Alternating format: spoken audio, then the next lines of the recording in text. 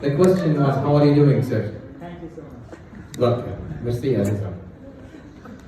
So, let's get started. So, first of all, I want to thank DJ Otto.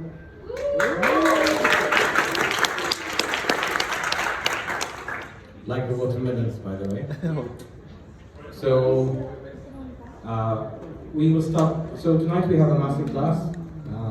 Very kindly by the gentleman here. But before we start the master class, we have a guest who wants to take you on a journey. Am I right?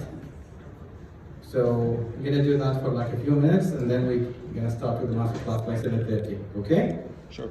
Let's go. Good evening, guys. It's my pleasure to introduce my old friend, Commander Praveen. Commander Praveen.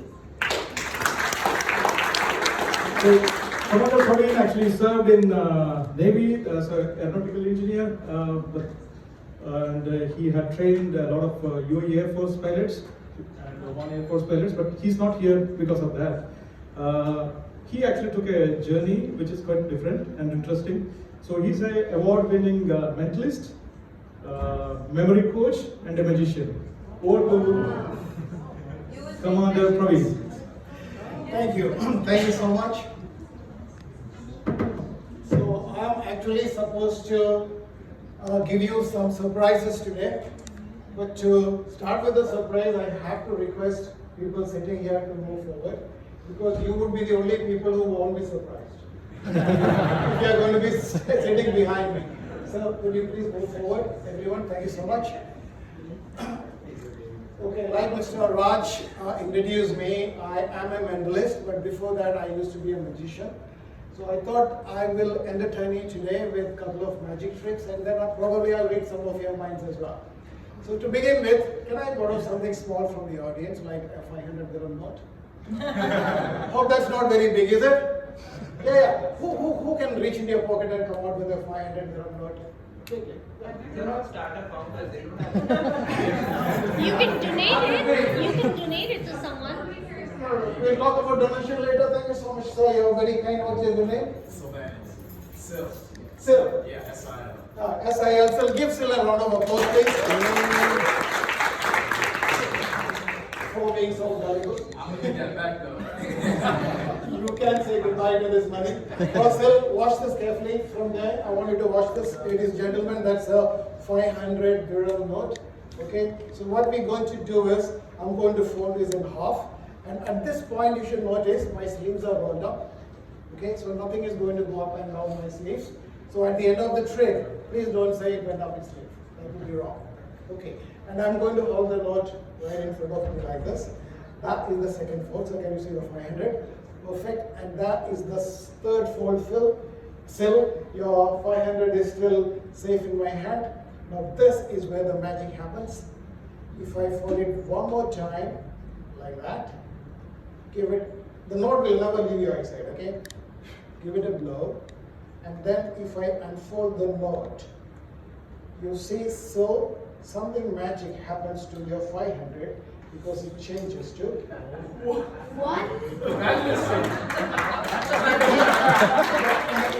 that's exactly a 5 dirham note.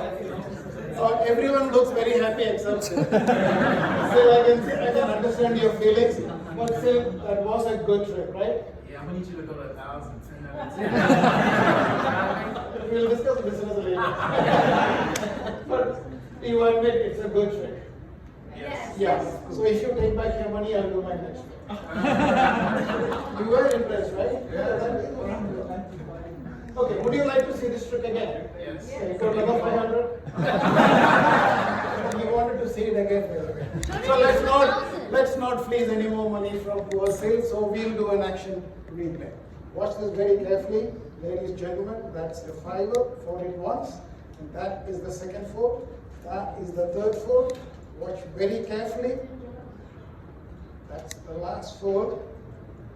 A blow, and as I unfold, you can see the effect happening, and your 500 is down. Thank you. Still seem so relieved now. Okay, so do you know why this is my favorite trick? And I always do this as my opening trick. Do you know why? Because every time I do this trick, the person who lends me the money will be so impressed. He will say, Now I'm gonna need that back. since he is not impressed. So let's give Sil a big round of applause. Thank you very much. Okay, so that was a magic trick. I want to show you one more trick before I proceed with mentalism. And that is a card trick. Now, any magician worth his salt should do a card trick. If you don't do a card trick, you are not even considered to be a magician. Now, I'm so good with card tricks, my friends call me a cardiologist. And when you do card tricks, you got to practice a lot. So one day, I was sitting in my home, practicing my card trick, when my wife walked in. Oh, by the way, my wife, she's a much better magician than me. Yeah, she can turn anything into an argument. Have you seen money disappear? She can do it faster than me. Okay, so she said, what you doing? I said, look, I'm practicing my card trick. And then she said, okay, then show me the trick. I said, fine, pick a card. She said, you have 3 cards in your hand and you want me to pick a card? I said, yeah. She said, no, I want to see the cards first. So I asked her, which card do you want to see? So she pointed to this one. You want to learn my secrets now? Yeah. Please, would you go to the front? Would you sit here, please? You know why? Thank you very much. Okay, so I asked her, which card do you want to see? And she pointed to this card and said, I want to see this card. So I showed her, this card is this one. And then she pointed to the one on top, said, show me this card on top. I said, this card on top is this card chip. And then she pointed to the one in the middle. How about this card in the middle? I said, this card in the middle is this card as well. So she said, what's the big point? If all the cards are same, why should I pick a card? And I said, no, they are not all the same. She said, really? I said, for example, that one is different. And then she said, then okay, show me that card. So I showed her, that card is that card. And then she pointed to the one on top. Said, what about that card on top? I said, that card on top is that card chip. And then she said, but then what about that card in the middle? I said, that card in the middle is that card as well. Now she was getting angry at me. So she asked me, so what was this card? I said, this was of course this card. Now she was really annoyed at me. She said, what was the other card? What was the other card?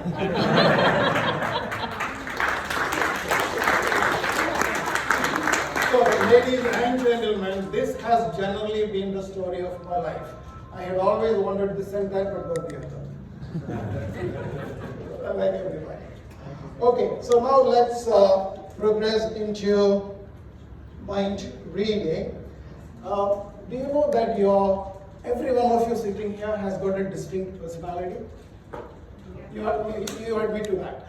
Okay, and it is different. And your personality is normally reflected by the colors that you choose. Okay?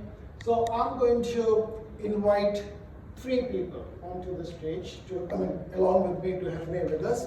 So would you join me? Yes. Yeah, give a round of applause, please. So would you join me as well? Thank you very much. And let's start the lady on the stage. Would you like to join me? If you can see your hands. Are you sure? I am sure. Are you sure? That's the question. Okay. Okay, give these 3 lovely people a big round of applause. I'll deal with you last, okay? So, gentlemen, this is what we're going to do. I have a cube with 6 different colors. They're all different. Okay, what's your good name, sir? Hussam. Hussam, what I want you to do is choose one of these colors in your mind. Okay, you can look at them, but choose one color in your mind. Then if it is white, for example, keep it on your palm with your chosen color facing the ceiling. Cover it with the other hand so nobody can see. You know what to do. And I will look, okay? There are no cameras to help me with this. I'm not looking here. There are no mirrors. I'm looking directly at you speaking. Hussam, have you done it? Yep. Yes. Okay, keep your hands straight. Look at him.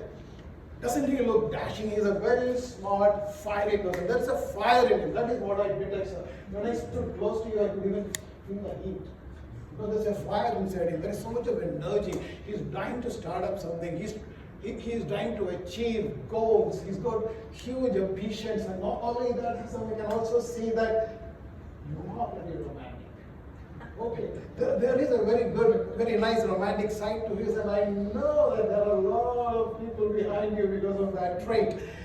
Now, what color does romance and fire and energy? Red. But if I read you correctly, you should have selected the color red. What color did you choose?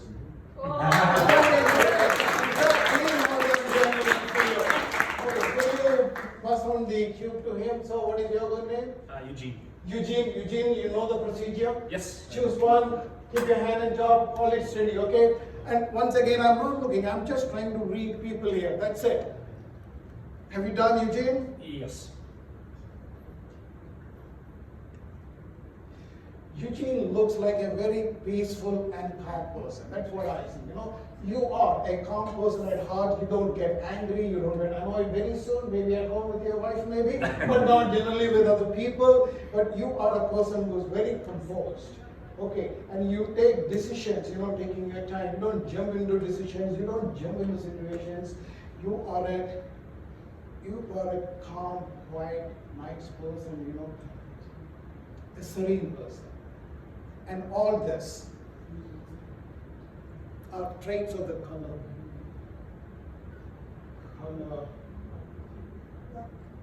Green. How come? How come? He's got green. That's it. So you go back. So Eugene and Hazel, you can go back to your seat. Madam, you're special. What's your name? Anisha. Anisha, these two gentlemen, they chose a color, and those colors truly represented their character. Yeah? That was not it. Mine's not in the cube. Okay, so what we're going to do is, I know that, that's precisely what I was trying to tell you. Hold the cube in your hand. Okay. In the frame. Like any color?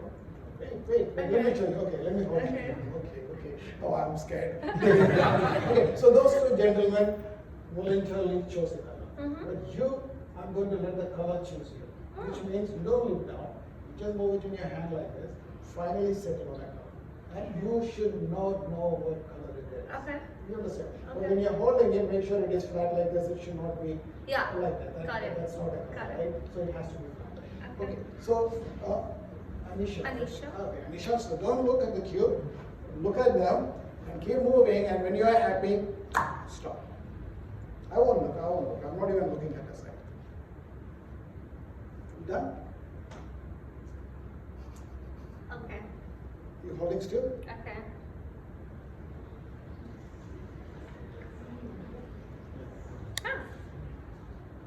Okay. I'm just trying to feel what you are. Anisha, I feel, you know, the reason why I asked you to help me with this because I found you to be a friendly person. I knew I could trust you because you smile. You have a lovely smile. And when you smile, it shows that you are a person who's warm and friendly, and you know, people can come to you and talk to you, and they won't be disappointed. Okay. You are the kind of person who would love to help. You see somebody in a situation, in a problem, your heart turns out.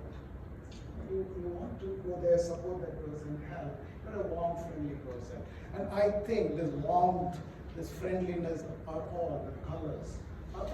They belong to the color yellow. We don't know that for sure. But tell me, did I speak truly about you that you're warm, friendly, helpful? Yeah. So yellow should be your color. Sure. Okay, it's yellow.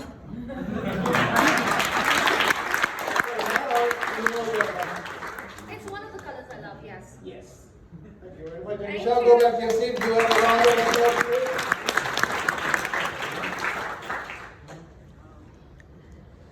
Okay.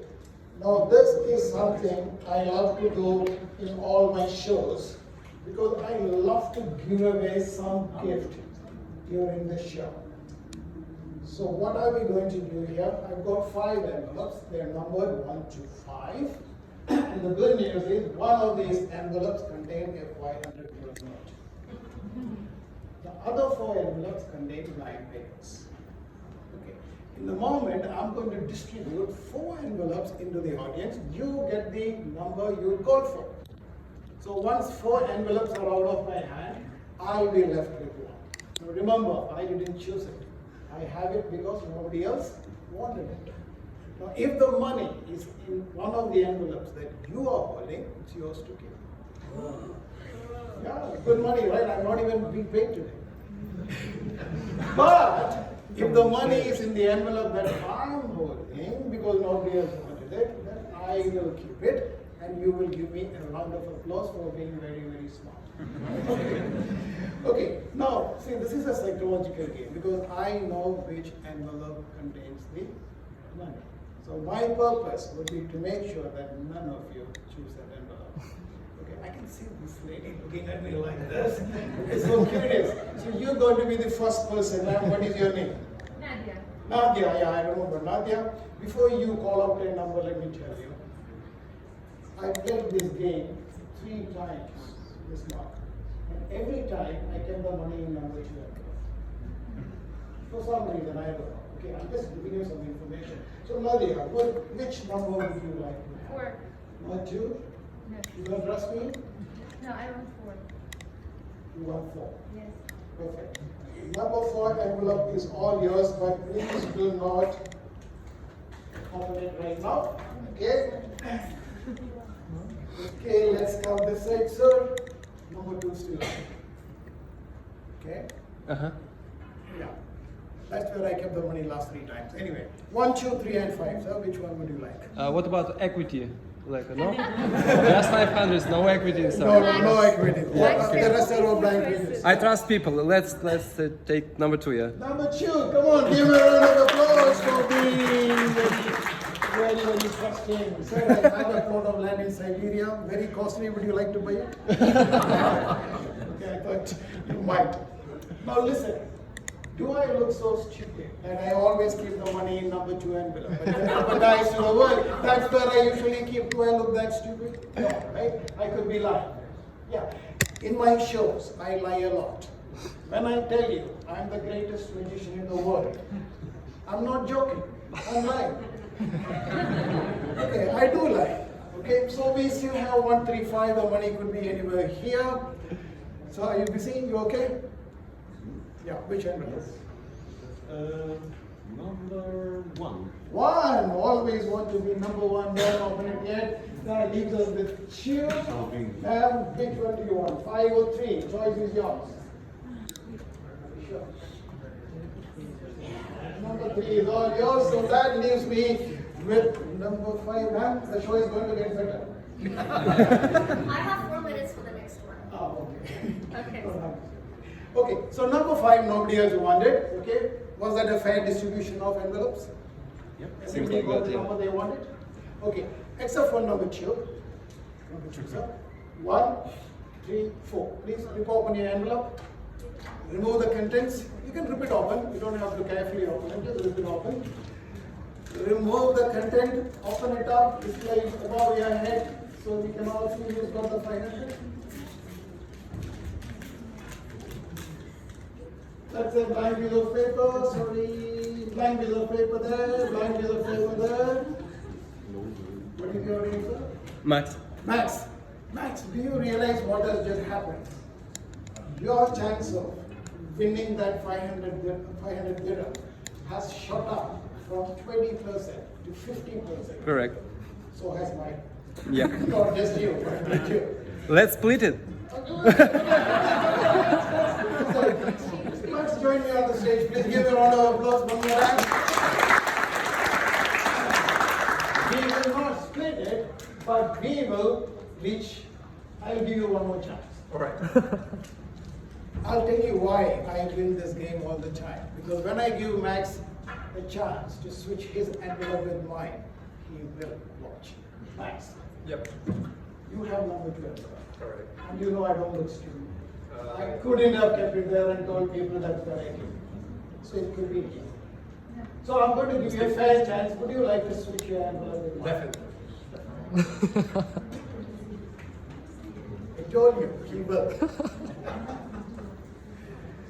I don't want you to regret this because you know I'm a mentalist and probably I'm influencing your choice. So I'm going to give you one more chance. Would you like to switch it? No. Are you sure? Yeah. Are you very sure? Yeah. Because once the decision is made, it's done. There is a kind of reverse psychology happening here. I told you right from the beginning, I know where the end money is. My duty, my job is to make sure you don't pick that envelope. Yeah. So I'm giving you one final chance. Do you?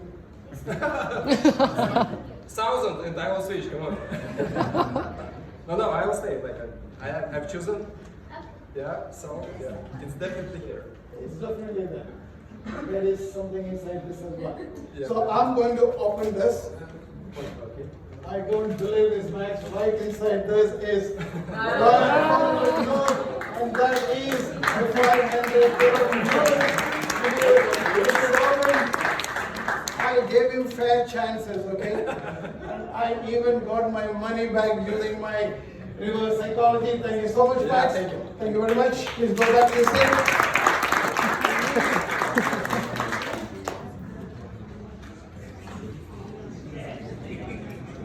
Okay, we will finish off with one final mentalism, and I need a lady to help me with. Would you like to join me?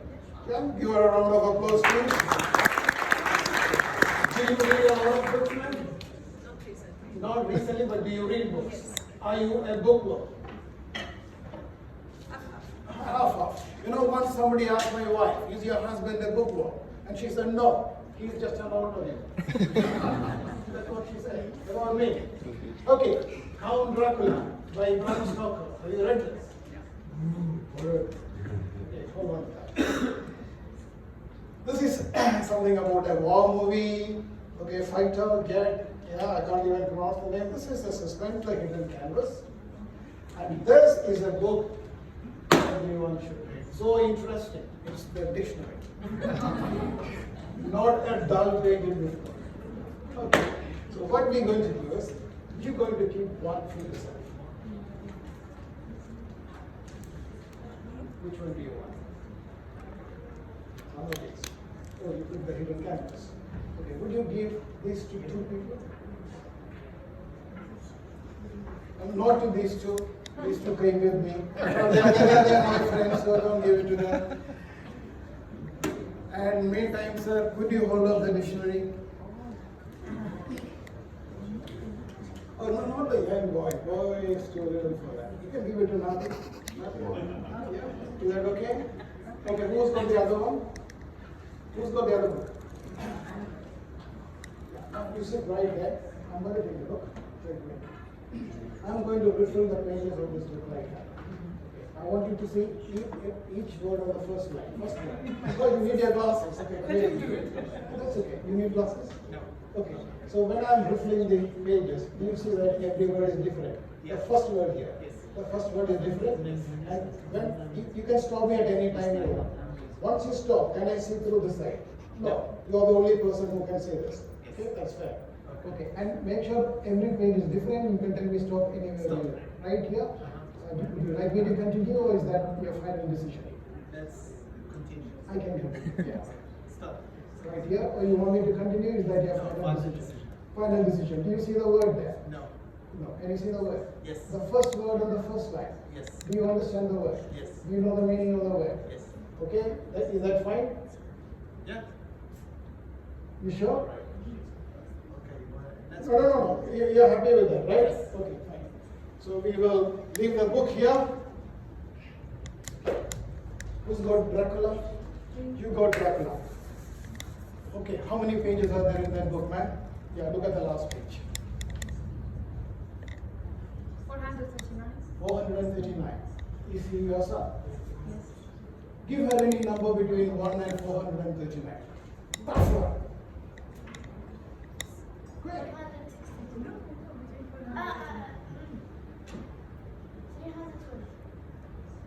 312.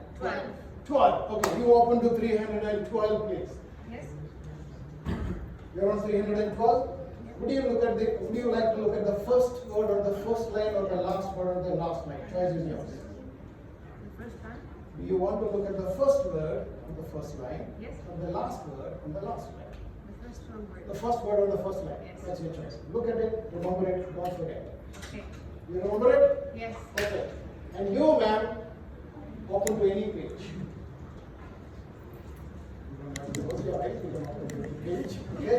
You can look on either side, yeah, and think of any word on either of the pages, but make it a little challenging, make it a big word, a long word, you know, like 6 or 7 letters and above. Do you have a good word?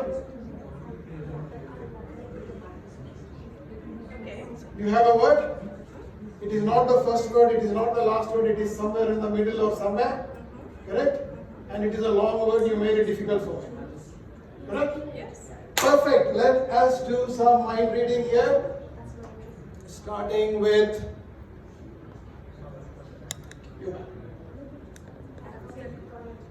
You remember the word. Think of the first letter of your word only in your mind.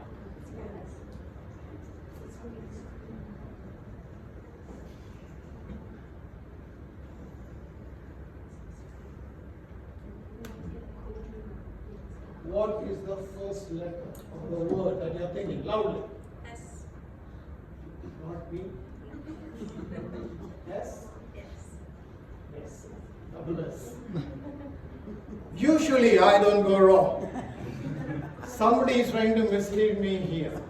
Sir, Yes, no. is your first letter P? Yes. That's it. You are not supposed to be thinking, she is supposed to be thinking. Sir, you keep your mind blank. You thinking of P and that thought is coming straight to me. Are you in a hurry to go, sir? I'll deal with you first. Okay, hang on. That's okay. You have this word in your mind. I will deal with you first, okay? You seems to be in a hurry. Okay, sir.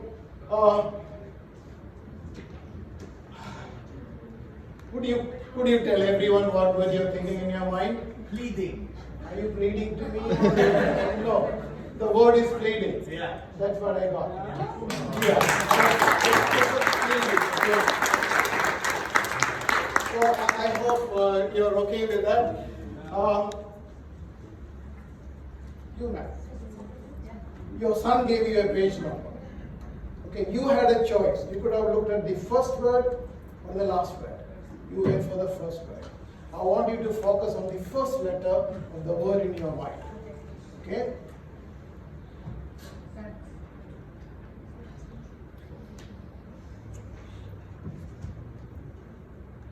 What is the first letter of your word? I tell you, 1 second. No, wait.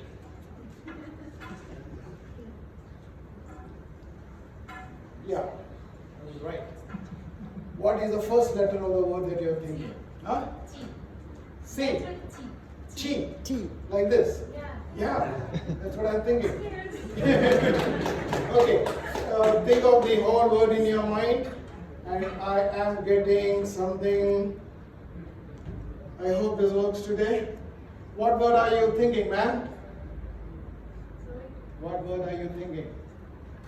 I tell you the words? Yeah. Today. That's what I said. I hope it works today. I said. Yeah, the word is today. That's what I said. Sure.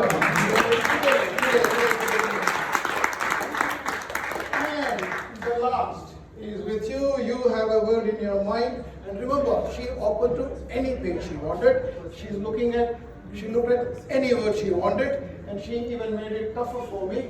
Right? Okay. Look at the audience. I'm going to write something here. Focus. Look at the audience. Keep on focusing.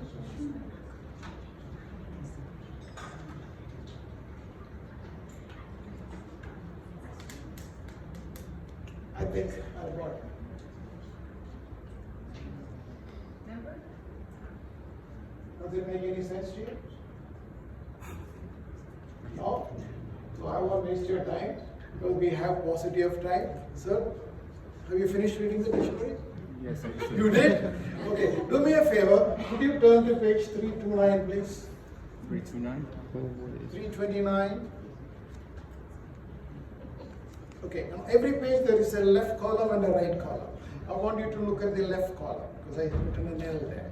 Okay. Okay, left column, page 329. Sir, you help him whether he's doing it correctly. I want you to look at the 15th word whose meaning is explained.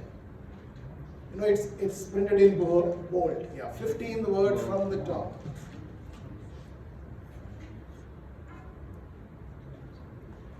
Can you write your word on this? I'll take the book from you. In capital letters, please. Did you find the word, 15th word? I'm not sure. Yes. Where is it? Which one? Count. 1, 2, 3, 4, 5, 6, 7, 8, 9, 10, 11, 12, 13, 14, 15. You got it? Yeah. You got it? Okay. Would you loudly tell us what is the 15th word on page 329? Sudden. Sudden. Where are you going, man? What word did you write? Sudden. Suddenly. Yeah, suddenly.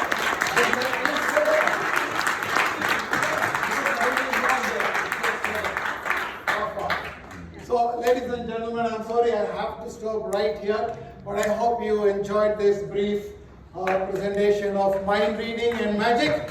Did you have a good time? I hope to see you all again in future at some time.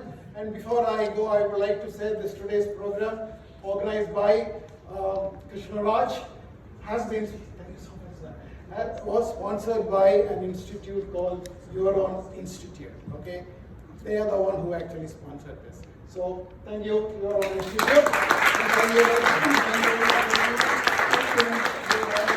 Thank you very much. Thank you for your time. Hi everyone. Sorry, we're running a little late. How many new people are there in the room today? Youngest member? Okay, so a lot of the people that have come before. My name is Anisha Oberoi. I'm a part of the community admin. I run the MasterClass program. And just about to introduce our speaker for the second MasterClass. Just like to give you a few house rules. If you would like to host a masterclass for the community, then please come up to us in advance so that we can fit you in the syllabus if you have that area of expertise that you would like to speak on. And secondly, if you would like to host a speaking session like this, because we meet every Friday, masterclasses are every consecutive Friday, please come up to us in advance. We're German about timing, usually, but please help enforce so that people can attend all the sessions that they would like to attend because it's a Friday night. So, it's my great pleasure to introduce our guest, Ziyaad Ahmed. Ziyaad Ahmed is currently the MD of Data Science and Credit at NIMCARD, the leading banking as a service BaaS provider in the UAE. Ziyaad has been a tech entrepreneur for the past 7 years with 3 successful exits. His first was as part of the team at Afterpay US, which was acquired by Block in 2021 for $29 billion, one of the largest fintech acquisitions in history. He moved to Dubai in 2020 and co-founded Spotty with his sister, Anusha, which became one of the first BNPL's buy now, pay later in the GCC region, and grew to over 1 million customers. It was acquired by an AU publicly traded company 18 months, just 18 months after launch, marking his second exit. In Jan 23, Zip made the strategic decision to exit the market. That was the company that acquired it. And Ziyaad reacquired Spotty from Zip, pivoting it to a white label tech provider for embedded finance solutions and rebranding it to Spotty in a Box, or SIAB. In June of last year, SIAB was acquired by NIMCARD, marking his third exit. Ladies and gentlemen, and I hope that you won't talk when the masterclass is going to be going on. Please welcome Ziyaad Ahmed on how to build an ace pitch deck.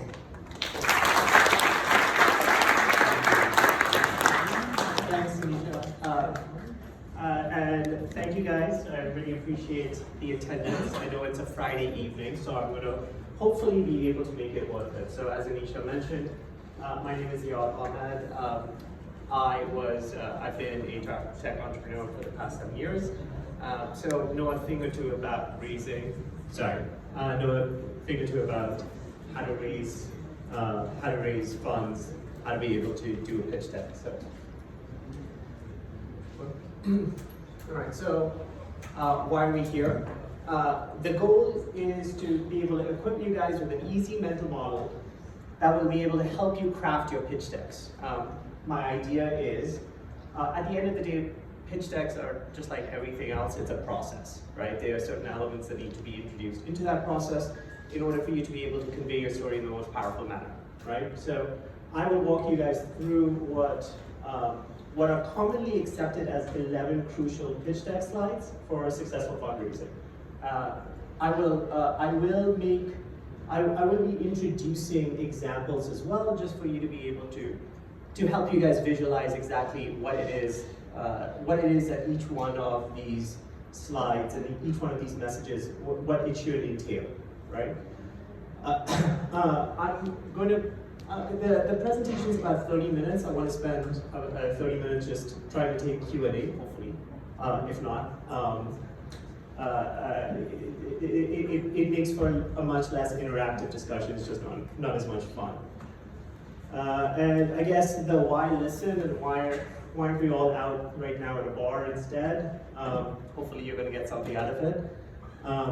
I am a 2-time founder, 3-time exit. I've done over 300 of these pitches across the board. I've raised various cap structures across different vehicles, across different types of asset classes. Whether we're talking about venture debt, we're talking about spotting with the seed series A and exit, spotting in a box with a management buyout and exit. Right, so jumping right into it. As I mentioned, they're going to be, most pitch decks that you're going to see have some combination of these 11 slides and these 11 topics, right? The reason is that ultimately you're trying to get the investor to share that same dream with you, right? So think about this, it's all about storytelling. So you need to be able to put whatever those building blocks are in your head, in the investor's head, to be able to make him understand why it is that he should be investing with you, right? So the first one is, it's kind of like the obvious one, right? It's the introduction. It's about crafting an engagement opening. It should be concise, by the way, which is going to be a theme throughout all of these slides. Be concise, right? No one is sitting around like reading lines and lines of pages, right? So introducing. Is that okay? No, first one, please. It should be an engaging opening, right? Like think about it. Like this is your hook. The example that I want to share with you guys was Uber's initial pitch deck, right? So as you can kind of see in 6 very concise bullet points, it was able to help illustrate that concept for whomever was sitting across the table. Next one. Your second slide typically follows up with a problem statement, right? It's articulating what needs to get fixed here, right?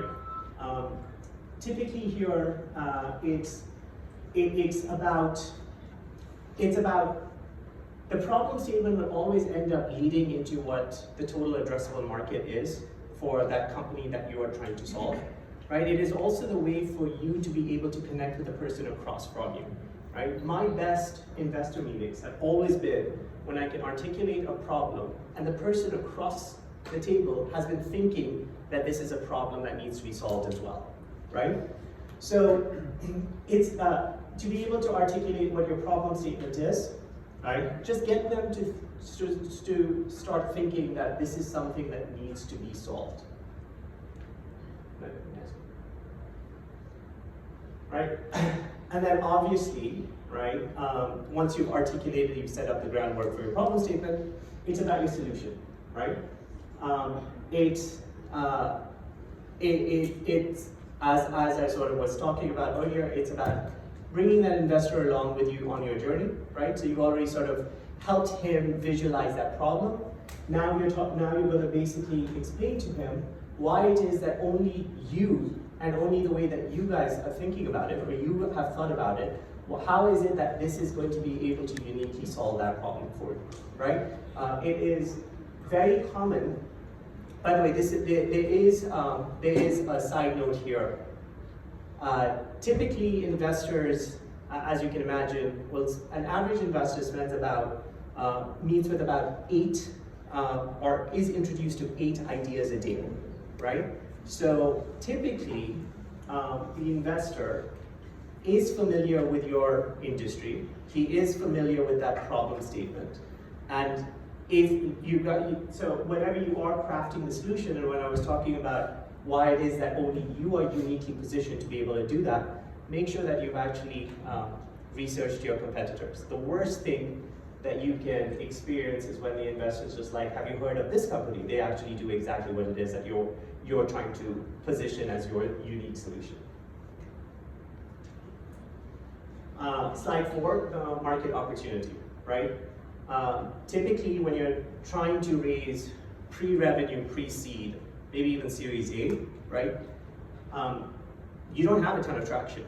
You don't have a ton of, it's not like you can show a P&L to this investor and sort of say that this is what your company has achieved, right?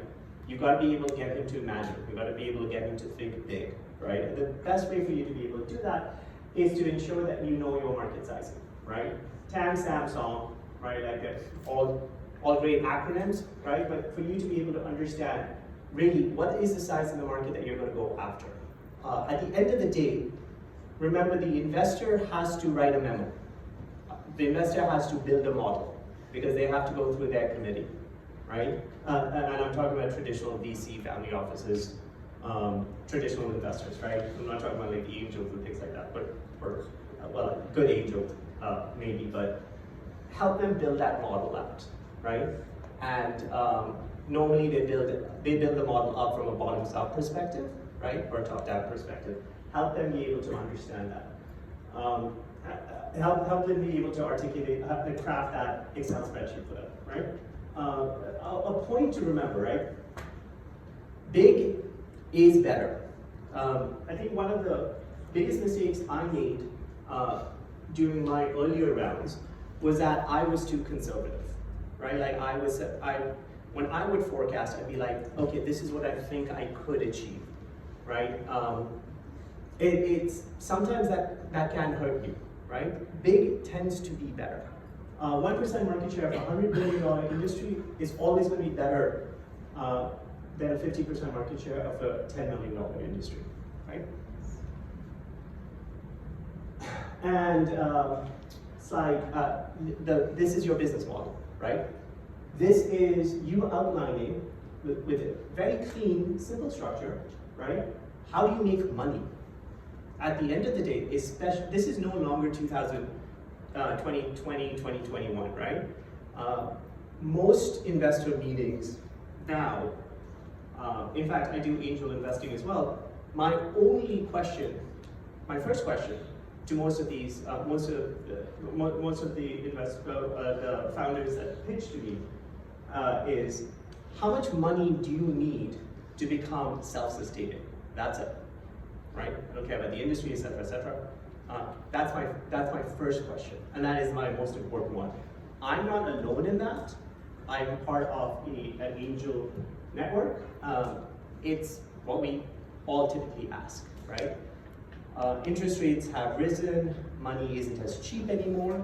You need to be able to understand how to build an actually sustainable business, right? As opposed to growth for growth.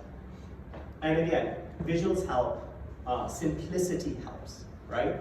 Being able to articulate that, like, this is your, you're breaking down your unit economics in its 3 most core fundamental building blocks, and being able to articulate that really quickly, right? Like, that all helps. TikTok, for example, that was from TikTok's investor deck. That's all they showed, right? But it was simple. It was, people were able to understand and visualize how it is that TikTok could become. I think it was valued like $100 billion right now. Yeah, how it could become a $100 billion company, right? I know I said that you're not going to have a lot of traction, but you will have some traction, right? It is very rare that somebody's just going to give you money because you have, you've put an idea down, you've drawn an idea on a napkin or something like that, right? Especially if you are a first-time founder, right? So showing any kind of traction, and traction doesn't necessarily need to be revenue growth, whatever it is. Traction is any kind of achievement, or any kind of progress your company has made, right? This is also important because a lot of time investors, at least the good ones, right? If they haven't given you a very specific reason as to why they are not investing, and they tell you that they want to keep in touch, it's not just a line. They actually do want to keep in touch. The good ones, right? So it's not a bad idea for you to be having this traction slide, because you will likely simultaneously be raising money while building your operations, right? So it's always, I actually had an investor who said no to me 3 times before he finally invested, right? Took me a while to get there, but it was consistent. I would update him every 2 months. He would see that I was very consistent with hitting those milestones that I had projected, and I was doing what I said I was doing, right? And that allowed him to pull the trigger.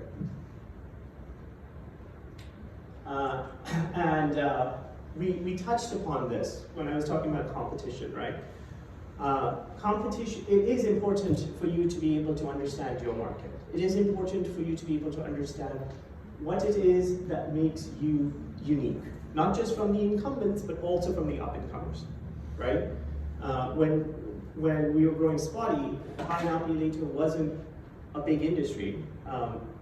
The people that we were competing against were traditional banks, as well as all the other buy now, pay laters that had started up at around the same time, right? Be able to express to the investor how it is that you stand out. This actually ties very much into that problem-solution dynamic from earlier on. It is important for you to be able to express why it is that the investor should bet on you, right? Typically, investors will pick one company in a specific vertical, industry, whatever it is. They want to try to be able to figure out who's the best earlier on.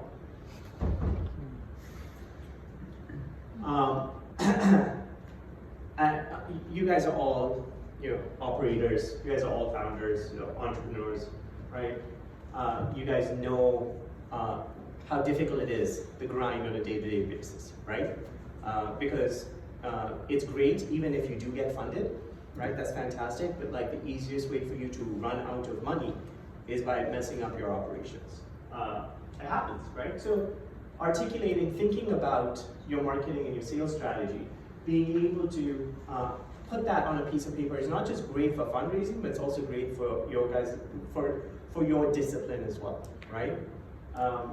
Again, it's gotta be, when you are pitching it to the investor, you are trying to, as I mentioned, build a story and build a theme as to why it is that you are going to be the best.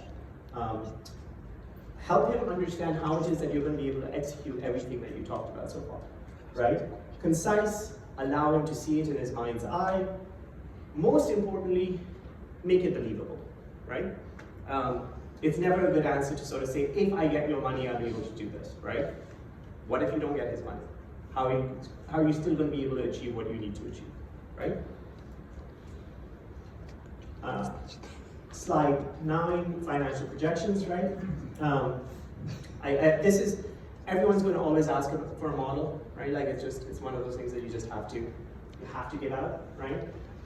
Again, a model shouldn't just be for the sake of a model, right?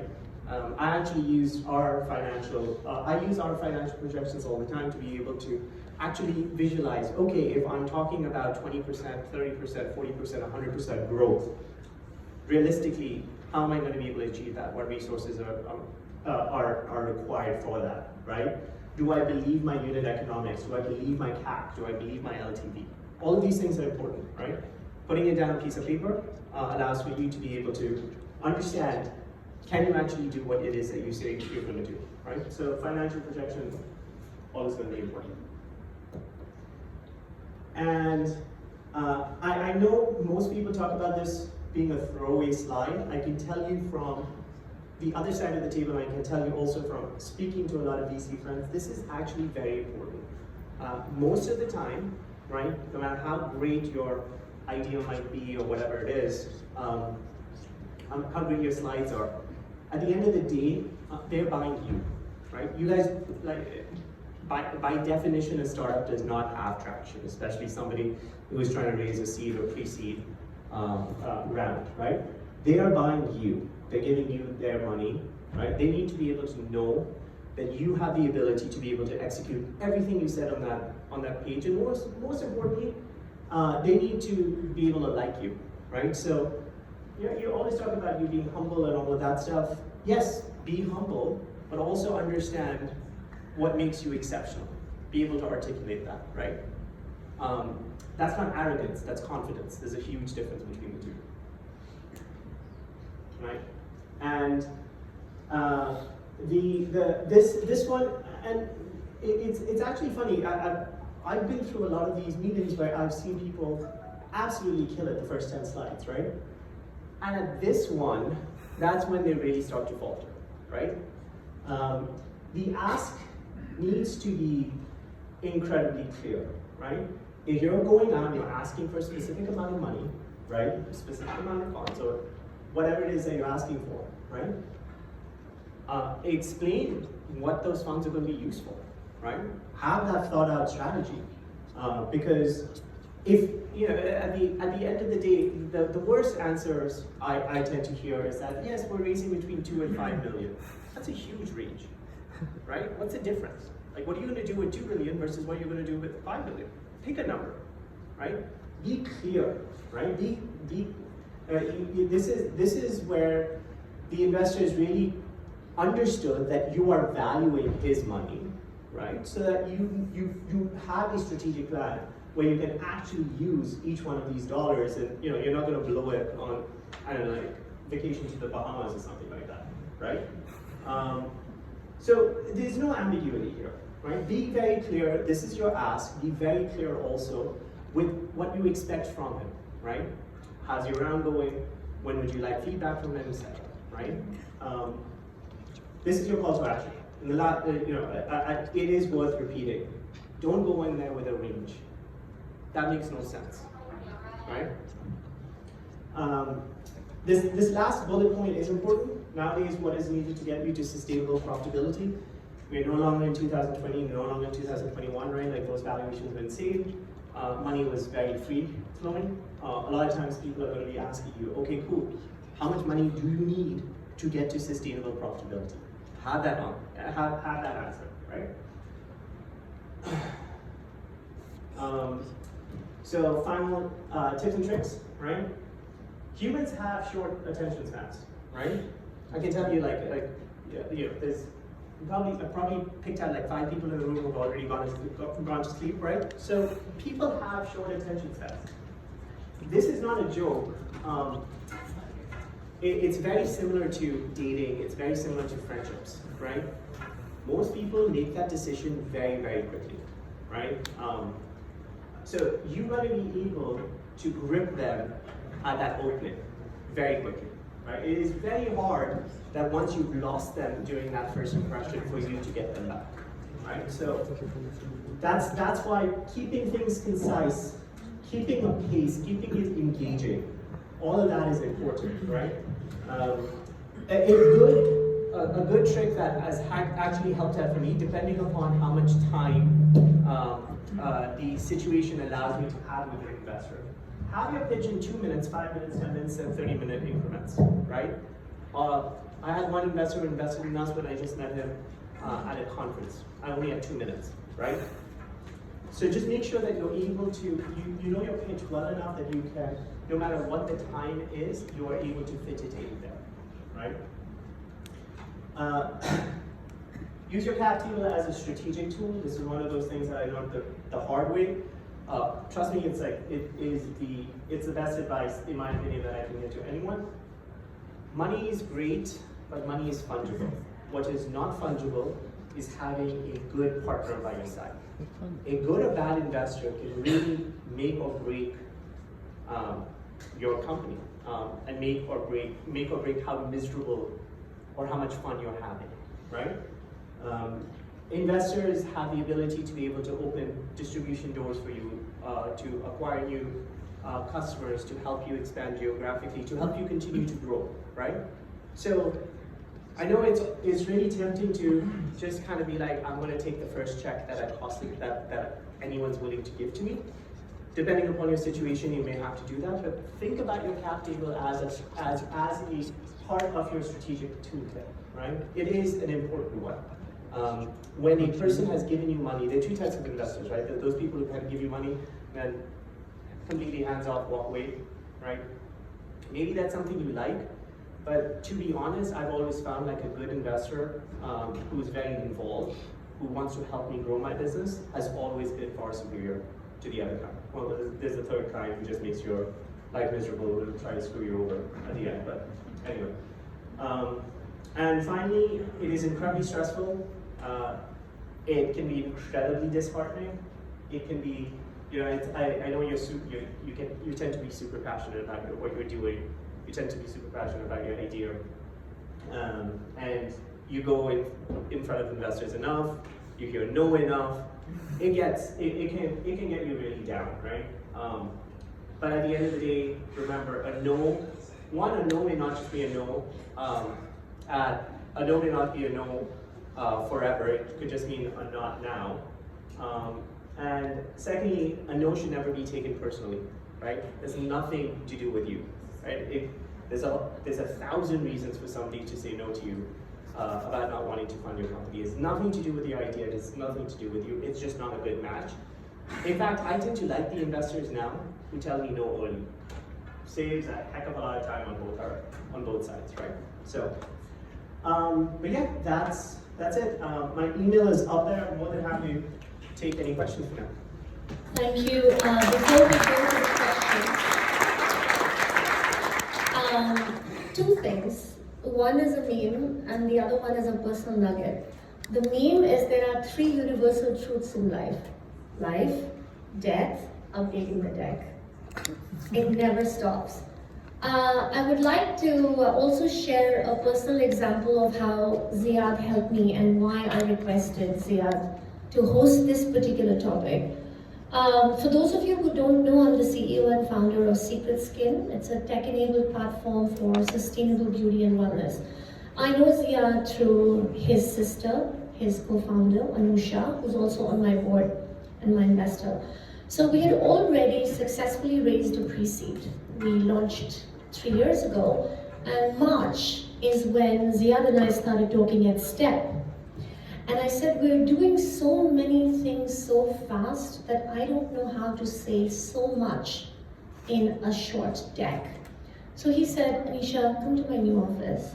We started working together in March, April.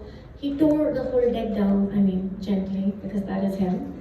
And we came out with a new version. It was probably the 73rd version of our deck since we had launched.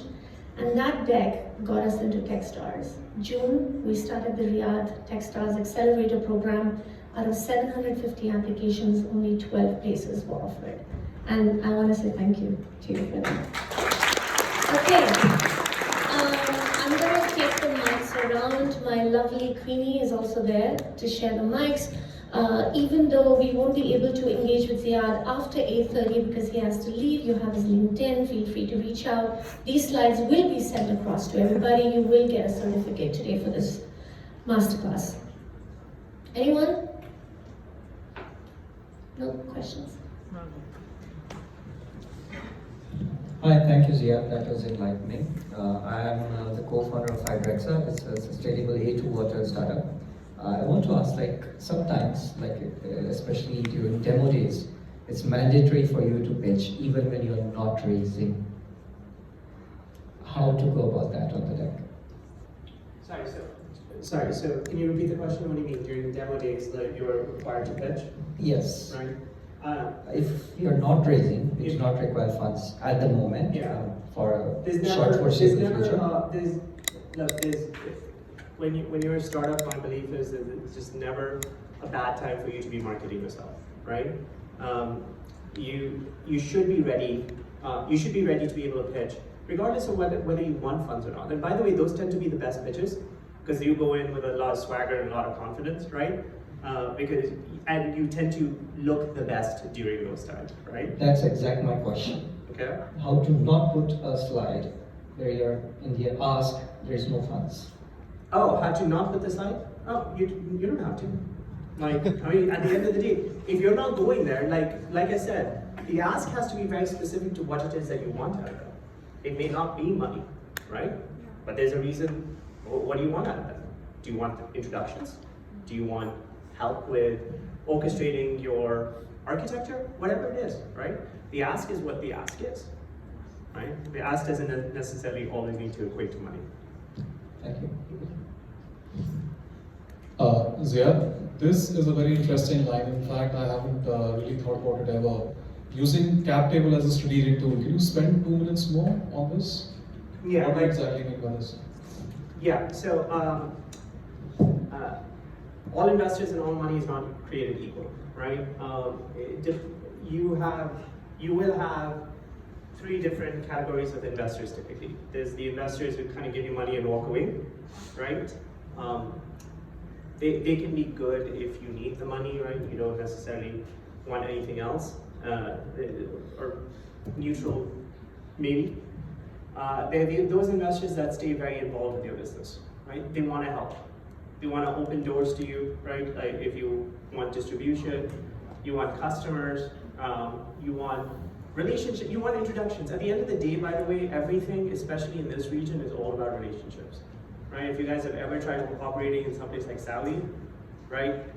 The right relationship is what makes or breaks it, right? It's just a reality of, and by the way, actually that's an unfair statement. It's not just this region, it's globally, even to social. Reading this as a different thing, I thought that how can I use the existing cap table as a sales tool for my next fundraising? So I read it differently. I mean, that's also true, right? The type of people that will show up on your cap table are the ones that are going to end up encouraging the future ones, right? Typically, it's better to go with people that have a wider network, that know what they're doing, right? Typically. So, just 2 questions I have. Thank you for time. My name is Murat. I'm a founder of One Move, the marketplace platform helping to find pickup trucks, tow trucks, and movers on demand. So I'm at the pre-seed stage. So where should I focus on my pitch deck if I'm a sole founder and I have outsourced dev team and I have no traction? Mm-hmm. So where should I focus more? And I'm a first-time startup founder. Yeah. This is a great format to follow, right? Mm-hmm. Everything's going to be projections, except for the fact that I don't believe you have no traction. Mm-hmm. If you have no traction, then you should probably get traction before you start. Yeah, so going to people. regarding the traction, as you mentioned, that Right. it's not usually the revenue because I don't have anything, but so the steps that I achieved, I can just simply show that this is as a traction. 100%, right? My network when I moved here was in the U.S. American investors did not want to invest in the MENA region. That was 4 years ago. It's very different now, right? No one knew me in this region, right? So when I was coming in here the first couple of times when I was going about doing fundraising, it was just the idea. right? It was just about what we had built thus far, right? And that's what you've got to show them. And that was the point also that I made where it is good to stay in front of the people that have expressed interest so that you can show them as you continue to build upon what you said you were going to build on, right? My first investor, my seed round investor, he only invested a year after our first meeting. So I had to show him what I'd done for a year before we invested. And second question, regarding this, should founder also include his salary, or should he have salary when he's raising the fund for the Oh, startup? 1,000%. Oh my God, like 1,000. I mean, don't be greedy, right? Be reasonable. Understand that every dollar going in is going a dollar going out, right? But at the end of the day, you are building a business is a 24/7 job, right? Like you eat, sleep it. You're always thinking about it, right? My businesses were always my babies, no matter how many times I do it, right? You don't have the mental headspace to also be worrying about financial difficulty. That being said, good advice, downsize, right? I mean, if you're living a lavish life, you're showing up to investor meetings in a Ferrari, like it's probably going to show you, like it's probably going to be a bad impression, right? Especially if you're first-time founder. Can I ask a question? Yeah. First of all, thank you very much for this experience and sharing us your learning from your journey. My name is Hussam. I'm a founder of a startup called RFXI, where we are simplifying the RFP processes using AI. My question is very simple, like based on your experience coming from like different region and starting here, and based also on your 3 exits. What are the main 3 key values for investors that they really look for, and what are like your learning from that? Like you mentioned, different tips and best practices regarding problem that you are solving, the team that you are behind, how innovative that you are, the return of investment that investor want. So just from your really personal experience and from your 3 exits, what are the 3 key value or lessons that you could give to us when you come to the fundraising, and what are like really the investors that are looking for? Because sometimes it's really different. There is like a culture fit, sometimes an investor like you, sometimes an investor match your vision, or sometimes the investor will look to your background or the problem that you are solving. So really from your personal point of view and the fundraising and investors and the market fit here in this region, what are the main 3 key value from your 3 exits? And thank you very much. Thanks for the question. I actually don't think that what you just said was a bunch of different things. I think one of the most important lessons I learned is that you cannot sell someone something that they don't want to buy. It's actually that's actually very powerful. This is what I said. What I really love those investors that just say no to me immediately. It's great, right? I get something out of it. I've been able to practice my pitch. They probably asked me a couple of questions. Them saying no to me, fantastic, amazing. Moving on, right? Going back to this chart, right? Given the fact that you typically are coming to these people not with a lot, they've got to be able to believe that story. In 5 minutes, you're not going to convince someone to believe your story. They would have already thought about it, right? So at the end of the day, this is why I also said, do not take no's personally.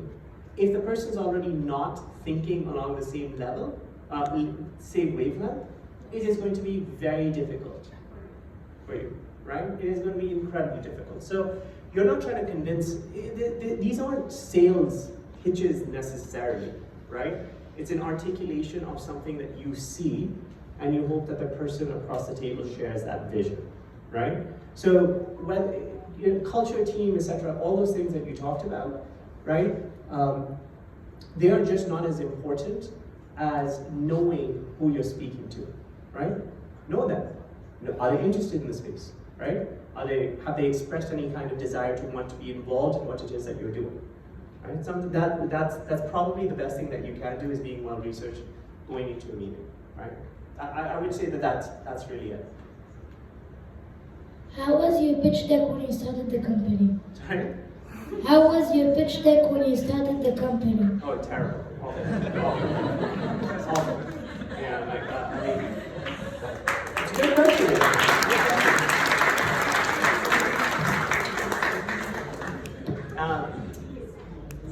It is a good question, by the way. What I will say is, no matter how crappy your pitch, your V1 of your pitch deck, I think Anisha said it was V73 for her. I think mine ended up at V250, right? No matter how crappy your first pitch deck is, just get it on a page, right? It's going to be bad. It's going to evolve, right? But if you're constantly thinking about it and being afraid of the fact of like what you're putting out there, you're just never going to get there, right? So do as opposed to think. But that's a really good question. Thanks for all the valuable information. I have two questions. One is that when you apply for some accelerators or the investors and you send your pitch deck and all that, and if you're getting the no at the end of the day, so how do you find out the reason why you are getting the no and you can do the pivot and all that? The second question is that if you are a product startup, and you are also generating revenue from the services sector, like you are providing some services related to that similar product. So, at what stage you are going to add another product into your portfolio to generate more revenue? Okay. On your first question, it's really simple. Ask, right? Don't be shy about it. Right? Don't ignore them. If somebody says no, don't be offended by it. Just be like, thank you, really appreciate your time. I'd love 10 minutes just to be able to get your feedback, right? Can I give you a call, right? Normally people will say, no, don't give me a call, and then they'll write you an email and they'll tell you why they rejected you, but you will get concrete steps, right? They will articulate that the sector is not for them, the product wasn't for them. I don't think they'll ever articulate that they didn't like you personally, right? But you can suss that out yourself in the meetings, right? But ask. The good institutional investors, the ones that have done this repeatedly, right? They will respond, right? For them, it's valuable to be able to grow their own founder network, right? By the way, the dynamic, I know that sometimes it may feel like that, especially, unfortunately here, but the capital doesn't outweigh the intellectual fortitude that you guys are bringing, right? In fact, I would say that the capital is fungible. What you guys are doing, what you do as a founder is not, right? So you are very much on equal terms with these people as you're going in. Don't be shy about stuff like that, right? And by the way,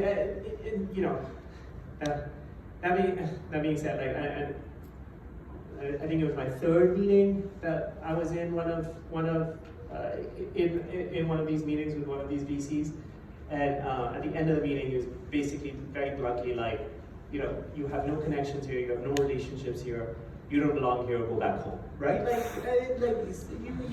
You will sometimes come across people like that, and I'll be like, oh, cool, thanks. Appreciate it. I was also very happy when I sold my company and said, yeah, thanks for that, right? You can get petty sometimes like that, but typically people play nice. Typically people are professional, right? Don't let the one-offs freak you out if you have had that experience. They are one-off. Your second question, I would say, this is just personally for me, I cannot speak across the board. I don't like pre-seed, Series A decks with multiple products in multiple geographies. I don't like it. I think that it's hard enough to do one product well, right? If your vision out there is, I'm gonna introduce these 10 different products and that's how I'm gonna meet my projections, good luck, buddy. I can tell you from experience, it's really hard to do, right? So that's my personal opinion, right? Also understand, every new product that you introduce requires more capital, right? So think about the financial projections. Don't just add the revenue and keep your cost base the same, right? Hello, I'm Albert, the co-founder and marketing director of Fitness KPI. We're a business intelligence and AI for fitness. It's a SaaS software. So my question is, if you have 5 minutes usually as the optimal time to do a pitch, and we're basically pitching to business owners, fitness business owners, who sometimes don't fully understand what a business intelligence is or what AI is, what would be like top 2 or 3 questions that we can ask to make sure that they are interested in the product, they really understand the product, or also what are the gestures that you usually see in the face or the expressions to know if someone is interested about what you're talking about or really fully understands what you're talking about? Right. I should introduce you to my gym, by the way. They love this kind of stuff, the tech-forward stuff.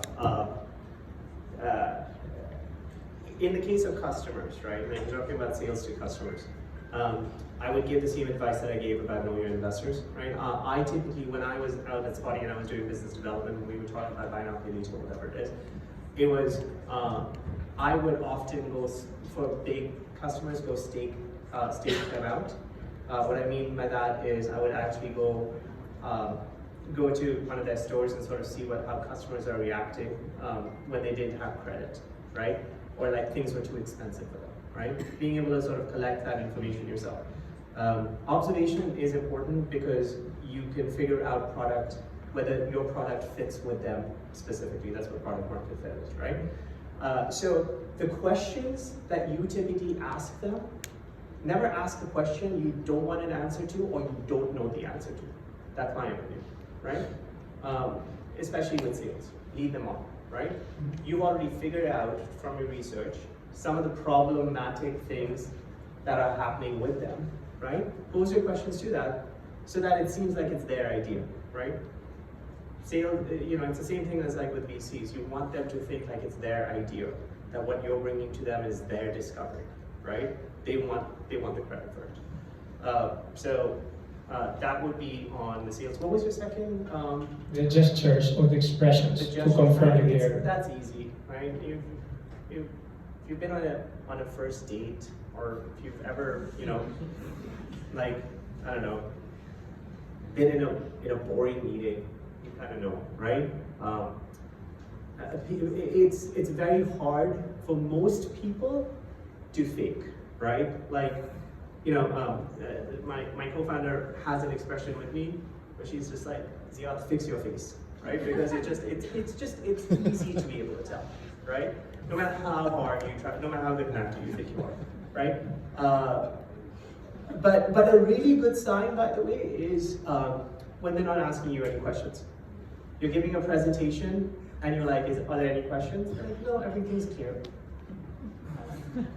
No, it isn't. They just don't care, right?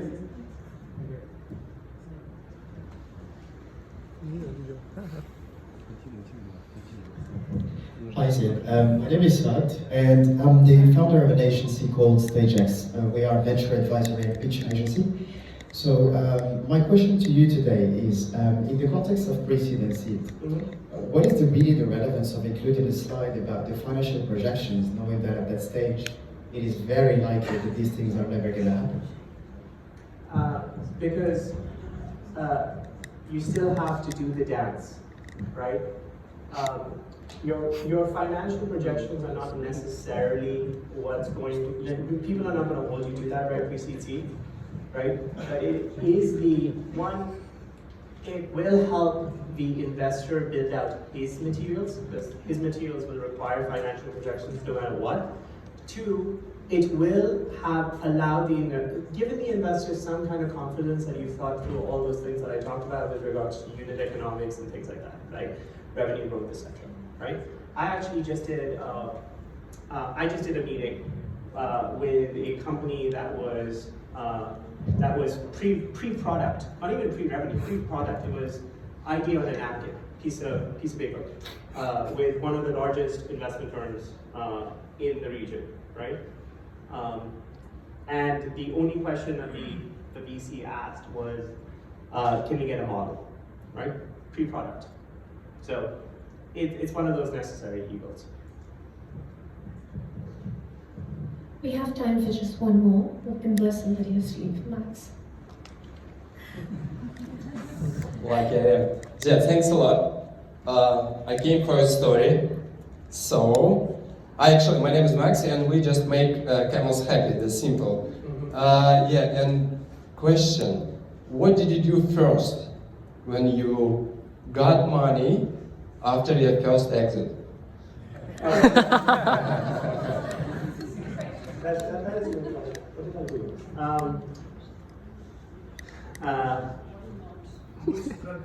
The truth, Yeah, exactly. Story.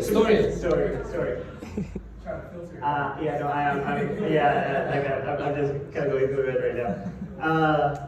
Is there like a Vegas strip involved? It was a private jet. It was a private jet. Because I was just like, oh yes, why not? Like, and 10 of my best friends. There was that. But an important element of it, that was the one thing that I allowed myself to do. It wasn't crazy. Like, it was extravagant, but it wasn't crazy. I didn't necessarily upscale my life because I want to keep doing this, right? So I was always kind of like, I'm eventually going to start my next one. And the one thing, I know, this is actually going to be kind of ironic given the context of this. But my co-founder and I actually have a saying that we're just like, we want to be able to do a startup that requires no capital and no people, right? I never want to sort of be at a position where when I'm going out there the next time, because I'm more into this because I enjoy doing this. I like building companies. I don't want to just go off on a beach and retire. Also, the next time I want to do this, I don't want to have to go through this, right? Like after all of this advice, it can be a very grueling process, and it's just like one of those things you don't necessarily want to do. So, thanks, man.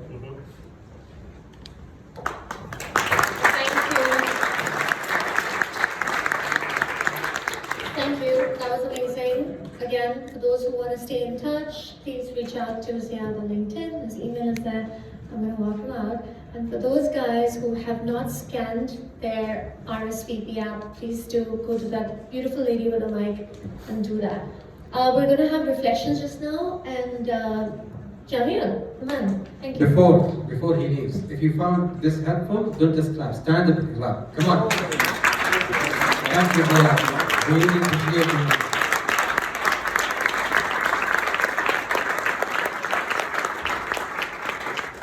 Thank you, man. Thank you. So, standing up also.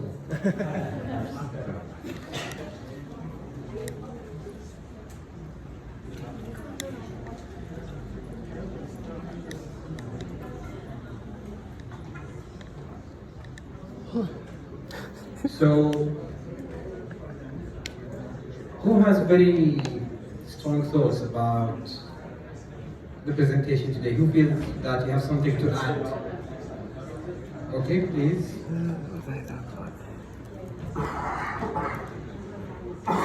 Okay, anybody else? Come on. Anybody else? You want to add to the topic? You feel like there is something you can share in addition to the topic? No? Okay. Who have raised multiple times? Raised for multiple startups multiple times. And exited. Okay, you come. Yeah. Come.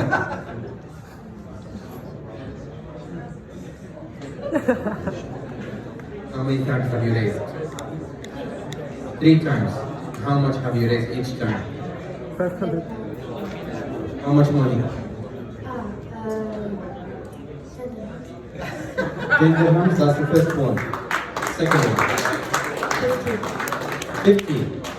That's a big jump from 10 to 50. Third one. 50%. 110. And after saving for 300 Saving how much? Anybody looking for investment? This guy. What are you gonna do with the money?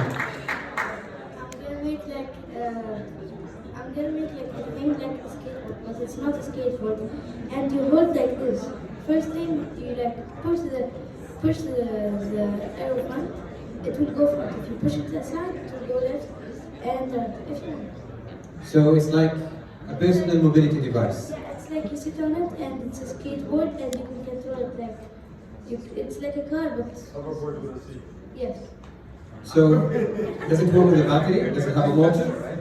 I'm gonna make it work with the sun, with the solar panel.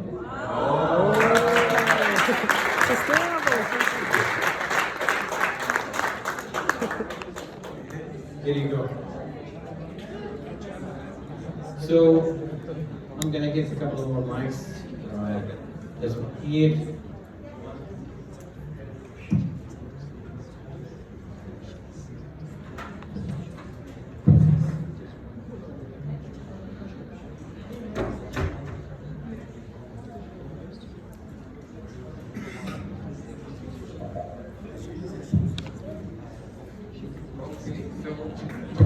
Okay, so you know that I'm not going to speak about this because I'm not very pitch friendly. Okay? I mean, it's personal styles, right? So it works, pitching does work, but not for me. Okay? So I actually was able to raise money but without pitching. But for you guys, you all raise money with pitch decks, and you have seen people also help people to raise with pitch decks. So what would you say is the difference? If I was able to raise at least $300 million in 10 years without any pitch decks? Well, first of all, congratulations on raising that amount of money. That's good. Again, more congratulations without a pitch deck. So I think there is a kind of a reality that we have to be really transparent and honest about. And every time that I'm getting the chance actually to grab a microphone and talk about those things, I think fundraising has cultural specifics depending on the region. So Ziyaad was mentioning that the ability of the startups to raise money is very much related to your ability to tie up the right relationship with people. This is 100% true, all right? In your case, for example, most probably because you've been connected to the right people and the right networks, so that has really made the fundraising exercise very easy for you.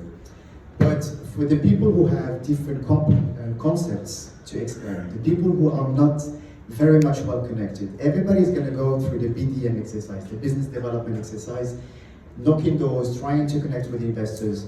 But then once you have that opportunity to unlock the first meeting, that's the moment you have to show up with a story to share.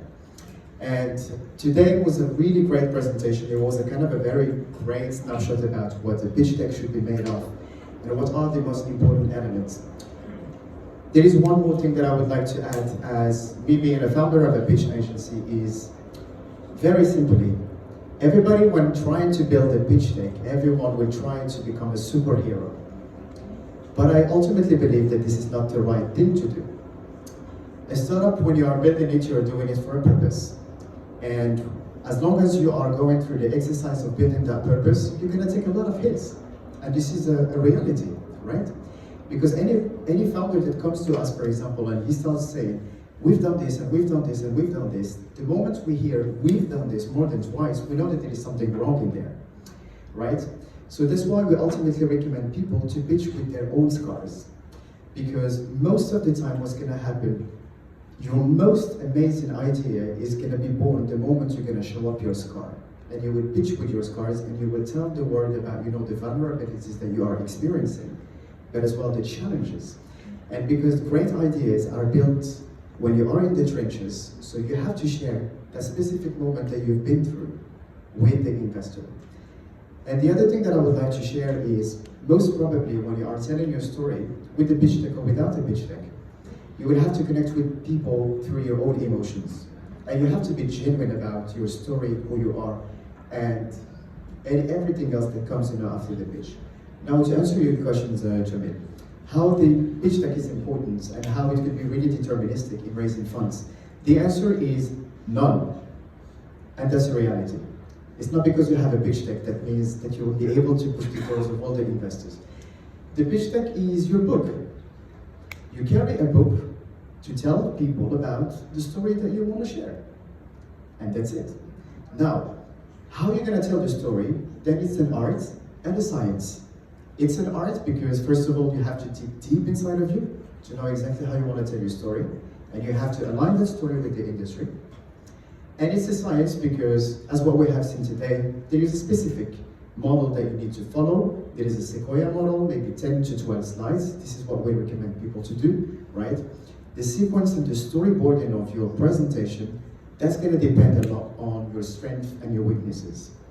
For a founder that has, for example, an amazing team, you don't have to make the investor, for example, wait 3 minutes. If you feel that this is something amazing to share with people, so you have to throw that information from day one. But that team has to be really exceptional. Exited 3, 4 times, 6 times, having Jamil in the board, and so on and so on. So that could be one of the examples.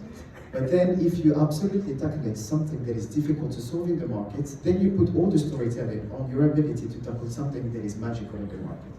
And you experience, the problems, you build the tension, you say that from the least severe to the most severe pain points, and then you throw your solution as something that is wonderful that everybody has to experience in the market. You build the tension, you build the urgency, and as you do that, you increase the curiosity of people. And that's doable through a pitch deck combined with your natural charisma. But don't pretend to be someone that you're not, and don't try to mirror some slides that shouldn't look like yours because they don't mirror your industry or your sector. All right. Thank you.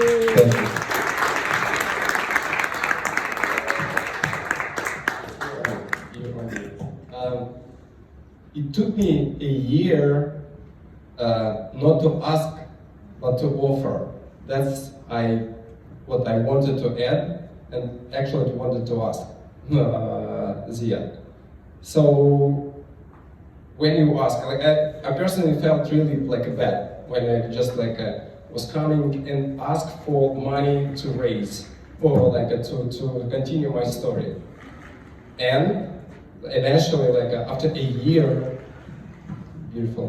after a year, when I start offering, so this is our story, not just mine, but my team, my co-founders. Something magic happened, and and then when I had the chance, finally to have fun, not just to be serious. Oh, come on, we're gonna build this stuff, but offer to be a part of your journey, to be a part of your story, not to ask. That's what a change game for me. That was I was going to share.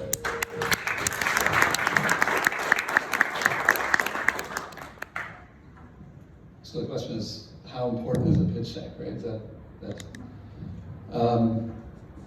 So look, for me, when I meet an investor, I'm trying to decide whether this is the kind of investor that wants to go through a formal process where, part of the process involves having to pitch to them with a formal pitch deck, or am I going to try to build a rapport with them where it becomes more of a personal relationship and guiding them through my personal journey and why I'm trying to solve this problem and how I plan to solve it through more storytelling than anything else, which is what a pitch deck does as well. So a pitch deck does that in a very formal way. It's, you have hard numbers and facts. It's less emotional. And so if there have actually been plenty of investors that I've raised from. You guys hear me fine? Okay. Sounds different. All right, so, where was that? Yes, so I raised from investors who want a PowerPoint presentation on a projector and everything, and they want us to send them the PowerPoint afterwards, and they're going to study it and come back with more questions and blah, blah, blah. That's the normal process that most of us are used to when we go through, raising a round of institutional money. Then there are plenty of investors out there who want to get to know you as a person, and want to get to know your journey and why you're doing this. Because at the end of the day, I mean, as Ziyaad mentioned earlier as well, they are investing, a big component of why they're investing in your company is you, right? They want to get to know you, they want to get to know what makes you tick. How resilient are you as well? That's probably like 90% of that. There are going to be plenty of days when you're going to want to just quit and give it all up and go get a corporate job. Or just retire and go live in the forest or something. I've had a few of those. And so is this person going to keep going once I've given them my money as an investor? That's a very big determining factor for any investor to invest in you, right? So the business model and everything, that's all good and fine, that's important too. But is this the right person to do it, right? So I run a venture studio, and the beautiful thing about a venture studio is until a certain point, the business actually belongs to the studio until you spin it off. And we try to find co-founders to match it with each of the businesses.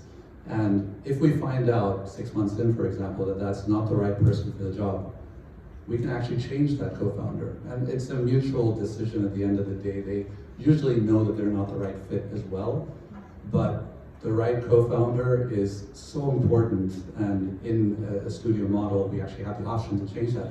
Investors don't have that option. So once they've given you their money, they're stuck. And if you give up, they're screwed, right? So at the end of the day, that is a very important part of the decision. And so that's why they really want to get to know you. And so, as I was saying, there are plenty of investors I've met who care less about the pitch deck and care much more about you and hearing from you verbally what it is that you're trying to do. There was one, our very first institutional round of money, in fact, funny enough, the very first one. We'd already sent him the pitch deck as part of the process. You apply through an email address and blah, blah, blah, and then they meet you. And we pulled out our laptop and put up the pitch deck to like walk them through it. And the lead GP, there's quite a bit of decision-making power. He says, you know what, look, you guys are ex-consultants, like my partner is ex-McKinsey, I'm ex-Bain. He said, I know you guys are good at decks, now put it away. I want to hear from you, right? So we started talking, and then we actually took out a piece of paper and actually drew a picture of a ship navigating through treacherous waters, and we're the ones, you know, on the ship, and we're then drawing pictures of how we want bags of money to get fuel into the ship to keep it going, and at the very front of the ship, you have the investor that we're pitching to guiding us through this river, right? And what's that? Yeah, basically. So now, I'm not going to say who this was, but the guy looks at us at the end of this pitch, so to speak, and then he looks at his partner and he says, you know, I like these guys, let's just do it. Right? So they're like, of course they have the pitch deck, they'll come back to it later on when they need to dot their I's and cross their T's, but it was not about the pitch deck at all in that case, right? So you really, look, you have to be a good judge of character, a good judge of like what kind of personality you're dealing with on the other side. And based on that, you decide, spur of the moment, how you want to pitch to this person. This is just one tool. That is not the ultimate way to get money. Not at all, in fact, by no means. So, and I want to come back to a question that was asked from the audience. I think it was, I can't remember exactly who, but from this side. And the question was, you know, you go to a demo day and they require you to pitch, but you're not looking to raise money, can you just leave the slide out? Of course you can. It'd be nice if you could tell them that you do need money at some point in the future and how much and what you plan to do with it, even if you don't need it right now, because the best time to pitch to an investor is when you don't need their freaking money, right? Because you're not desperate. Right?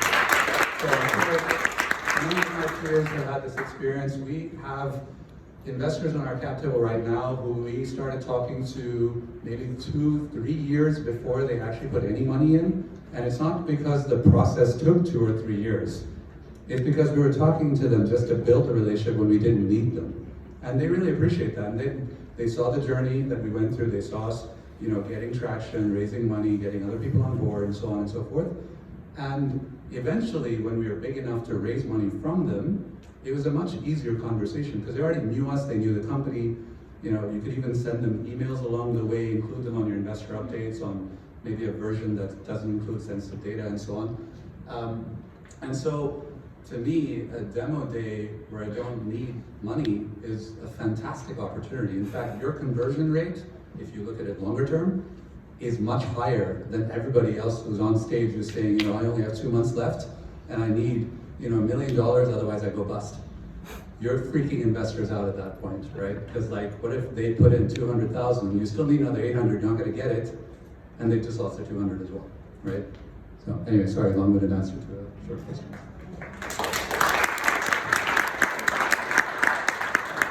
I mean, this is true, and many people here spoken to me when they were doing their rounds, and they need the money. I say, well, I need $4 million. No.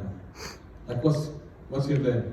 If you really need the money, don't raise a big round. I mean, you're bound to get in that situation, and if you have to, raise the smallest round possible. So dilution. And dilution.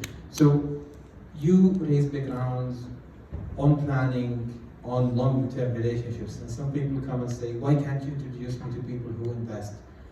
It's like, no, it's a relationship, and yes, you need to build rapport. And most of I have never seen a VC that invested actually in a startup on first relationship, on first meeting. It's very rare. It does happen, I'm sure, but it just doesn't happen. It doesn't happen so naturally. If you want to see most of the investors that I have, I've known some of them for 24 years. And I met them at least 4 times, 5 times a year, minimum. So it's a continual relationship. It's sometimes some founders come, I introduce an investor and they are like, you have something, you're doing something? They actually they're reaching out to me, asking me if I have a startup to invest in. So, and the other thing is, horses for courses. You can't just go, you can't just go to any investor for any round that you have. You need to do some investigative work on what do they like to invest in. Do they invest in not just early stage and what have you. If you need money and you're bust, you need somebody who will understand that. Probably angels are better. Do it as a bridge, not as a full round. Make it small, stuff like that. So all of this does matter. What do you say when they talk about valuation? I say, listen, this is unpriced, okay? This is just safe note, okay? We'll do a safe note. Or you tell me what you want. When I put a value, tell me what's your value. So leveling down with investors actually does work as well. I know we always bash VCs and everything, but the reality is, in this part of the world, they're also still learning as well. As much as founders are still learning, this is an early ecosystem in here. But if you look at a lot of the VCs, especially in North America, a lot of them are also, they were founders. And you find them caring less about the pitch. If you look at the docs and analytics every week, anybody follows that? Yeah? So when we send our documents and data room, we do it on DocSend. And you can see each investor, what documents did they open? How many seconds per page did they start on? Everything. So I don't use a pitch when I pitch, but I do send it. As you said, you have to. It's part of your disclosure. They need it. It's part of your data room. So I had an investor recently, I think 3 months ago, who came to me and said, I looked at all your data. You're extremely overpriced. Your valuation is crazy. You just are rooting yourself to become a unicorn without any substance. The performance is not good. And he also told me that my projections are crazy. And I'm like, he kind of ruined my day. And I'm like, and I looked to the guy next to me, and one of my team members, and I was like, open DocSend right now. He haven't opened the link at all. But some people really don't care. They really don't care. And that's what I think Ziyaad also was saying. You will meet the odd one every now and then. They don't care. They don't care that they will crush your spirits. You're just noise to them, But that's it. Whether the pitch deck or not, they didn't buy into you. They just don't like you, that's it. And that's fine. Sorry, actually, I have something to say about that. Yes, it's an earlier stage ecosystem that we have here, but at the same time, we owe it to ourselves to do our research on the investors too, right? who have they invested in? What do those people say about those investors? Because at the end of the day, you're taking money from people not because they have money. You can get money from many other places. You need to take money from people who will be able to help you grow the business and provide you strategic advice and so on and so forth. Ideally, somebody who has expertise in the industry or the model that you're operating, right? Now, there's a lot of investors in this region who have become investors to kind of stroke and satisfy their own egos, right? And you'll meet these investors once in a while. Unfortunately for them, their reputation will catch up with them at some point, right? And that's where you can reach out to people who have interacted with them in the past and get feedback on them so you don't waste your time with them, right? There are plenty of those investors out there. I have my own blacklist. I'm not going to share that with anyone, of course, but if you have questions about a specific investor, I'm happy to share my thoughts. But at the end of the day, don't just go into every meeting blind. Do your research on each of those investors. There are ones that you will know going in. It'd be nice if we can get their money because they have this, for example, a family group backing them, and that would be great for our business and all that. But you also set your expectations accordingly as well and say, discount any negative feedback they might give. Take it with a grain of salt at the very least, right? Because they're doing it to, again, stroke their own ego. It gives them a power trip to put other people down in certain cases. I think they're still the minority. There's still plenty of good investors out there, but you will meet those one-offs, as Ziyaad was calling them, and you need to know to just ignore some of that noise as much as you can, right? So thank you so much. My name is Mazen Gader. I've been attending this amazing community for a while. I mentor and coach and sometimes advise certain startups. And actually, I have one startup that has landed from the US. Rahaf, if you're there, I know you have a question there. But the question that she would probably ask, because she's science-based startup, looks at innovation in the area of cardiac arrest. Using some innovative methodology, very scientific, but and I would love her to come and ask a question because she has a lot of interest to come into this and find investors that could resonate in that same level, scientific, and maybe some of your advice to science-based startups while she comes over to ask a more difficult question. Do you want to start? All right. Actually, the question is really very interesting because, for example, in the portfolio of the startups that we support, I would say like a good 11 to 15% is scientific based. And we see that inflow of startups coming from the US to the Middle East because that kind of idea might have a better acceptability in here, knowing that the investors are very much lenient towards investing in these technologies. Now, the issue that happens with most of the pitches, and again, I would like to bring back actually the discussion to the importance of having a pitch, because a pitch doesn't guarantee investment, but a pitch just guarantees your ability to pitch, and that's it. What happens with those scientific-based startups is they struggle actually to communicate the same language as everybody else. And that would require you to understand who is your audience. By default, you're talking to sharks that are looking for money.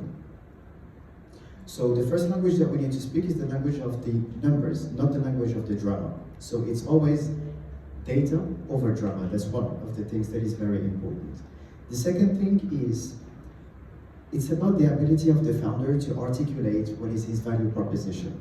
Think of the investor as a 5-year-old guy. He needs to understand the business in a fraction of a second. So what is the ability of the founder to explain a whole scientific process in a few seconds by delivering immediately to the audience what is the value proposition? And that would require to know really what your value prop is and being able to transform it into something very easy. A lot of the founders today, because they speak the language of the AI, they assume that everybody understands it. But I put my hand on fire that 95% of the people know what AI is. And they still do not know exactly what are the capabilities of the AI.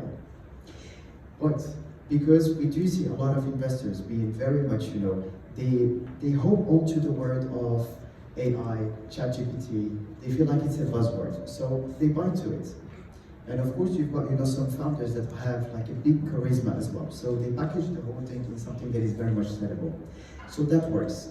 But as we are getting into an investment era where we are more talking about companies that have to be bootstrapped at the very beginning, and companies that can have a sustainable profitability, as Ziyaad was mentioning, we are then looking at startups and founders that are able to articulate that value proposition and then to have a conversation with the audience. That's very important. So I would highly encourage everybody, to put and to dedicate a lot of time into understanding their business, because if people are not able to explain it in one sentence, then we question what is the ability of the startup to deliver even after funding. So, if you want to reverse also, I'll just add this thing, I'll come to your question. If you want to reverse engineer the effect of the AI hype, because it's a hype as well, if you look at most investors who don't understand AI and they're still investing in it, why are they doing that? Because they have personified AI. AI is like a person now. So we were in an event that Nasreen was doing yesterday, and titans of supply chain industry are sitting, and they're talking about AI like it's like a third person. Like it's a person actually, And there is like, AI has good juju and bad juju, good AI and bad AI. And AI killed people in some country, and like the answer was, AI didn't. Somebody set up that AI and they overlooked it. People died, yeah. So, but like anything that's hyped, like if you look prior to AI, what was the hype about? Metaverse. Metaverse. Bitcoin. Bitcoin, crypto. So when people speak about crypto, it's almost just that, I don't know what is it, that colorful bear. It's like all the crypto, even before NFTs, there are these like symbols, and people just have that stereotype now about crypto people, and I don't know, the chains. But the idea is, it's a commoditization effort to a big, difficult idea. And when you're doing something new and that's niche, you have to pick your audience, like what Ritesh was saying. So I only did deep tech and material science all my life. I have never done anything else. So material discovery, algorithms, I've done AI, I've done machine learning and spatial computing, this is what I've been doing all my life. I do not go to anybody just to pitch. And I think this is why I can also do it without a pitch, because you're from the industry. So if you're doing stuff in cardiac arrest, and probably I'd just go to a doctor who has money. No, really, I would. And there are a few, So, for example, there is an investor in F&B, an angel that invested in a lot of startups in this room that are in F&B. And I'm not joking about this. You know what he does for a living? He is a laparoscopic surgeon, which basically is this thing, the procedure to actually cut the stomach so people lose weight, but he invests only in F&B startups. What does this tell you? This guy believes that the food industry, F&B, is the reason he has customers. And he's actually the #1 in a specific country here in the region. The #1 by volume, and he's the most prized. He's the highest priced doctor. Exactly. So probably cigarette companies. So if you look at, for example, the Marlboro dealer, I don't know if you know this, but they run the largest chemotherapy business here as well. The Marlboro dealer here, not in the UAE, in the GCC. They're all GCC. The largest car dealer has the best orthopedic hospital. Exactly. They consider it a vertical integration into their investment strategy. Yeah. I know it sounds silly. Yeah, I mean, so sometimes, some of these guys are so old money and so big that they actually think this way. So if I want to sell shovels, I'm gonna tell everybody that I'm gonna buy any gold they bring me in a very high price. So people go and buy my shovels to find that gold. So this is how people are building businesses, and these are the best businesses, in my opinion, where you create the demand. So go to somebody where you are creating the demand for them as well, they'll invest easily, but you go. Okay, that's a lot for me to say. The first rule of thumb is that we cannot downgrade people for what they do for a living or investing or doing business. Business has its own ethics. It's not an unethical profession, and so we cannot go out in public and then tell people, well, this person is creating the demand and that's why the other people are investing in that business. This is a red flag and cannot be actually said. Now, when we talk about, truly, no, I'm really truly telling you that these kind of statements are just not the right statements. To everybody. No, not to me. Okay, well, up to you. So, the other thing also that I can tell from what I heard today is that it looks like everybody is talking about one size fits all, and it's not. Also, there's a lot of sentences that start with a high level of certainty, and there is no certainty in any business. So back to what I was just sharing with Mazen a while ago. Also, you raised the idea of scientists, and scientists cannot be articulating well in the business language. No, wait. Do not answer me now, because I heard you until the end. So you are now obligated to hear me to the end. So scientists are respectful people, whether you like it or not. And when you say things about them, you would have to put it in a respectful sentence. And I'm sitting here like before you. And so I would not like you to say that I do not know how to articulate my sentences to investors and I do not know how to pitch just because I'm a scientist and I cannot. And I can, doesn't matter, that's what I understood from what he said. So he needs to understand how his audience understand what he's saying. And if I understand you wrong, then you said something wrong. No. That's my opinion. It's up to you. You have the right. Your understanding. So when we go to the medical innovation and then how science is driving medical innovation, there is no doubt that there are medical innovations on this earth that save lives. And the people behind those medical innovations are actually scientists. And they have been through academia, fellowship, training, in entrepreneurship, and then they are by name called physicians, scientists, innovators, entrepreneurs. And then they're leading the change at a federal level. And so we know how to articulate and we know how to pitch. And we also have our network of investors. Very true.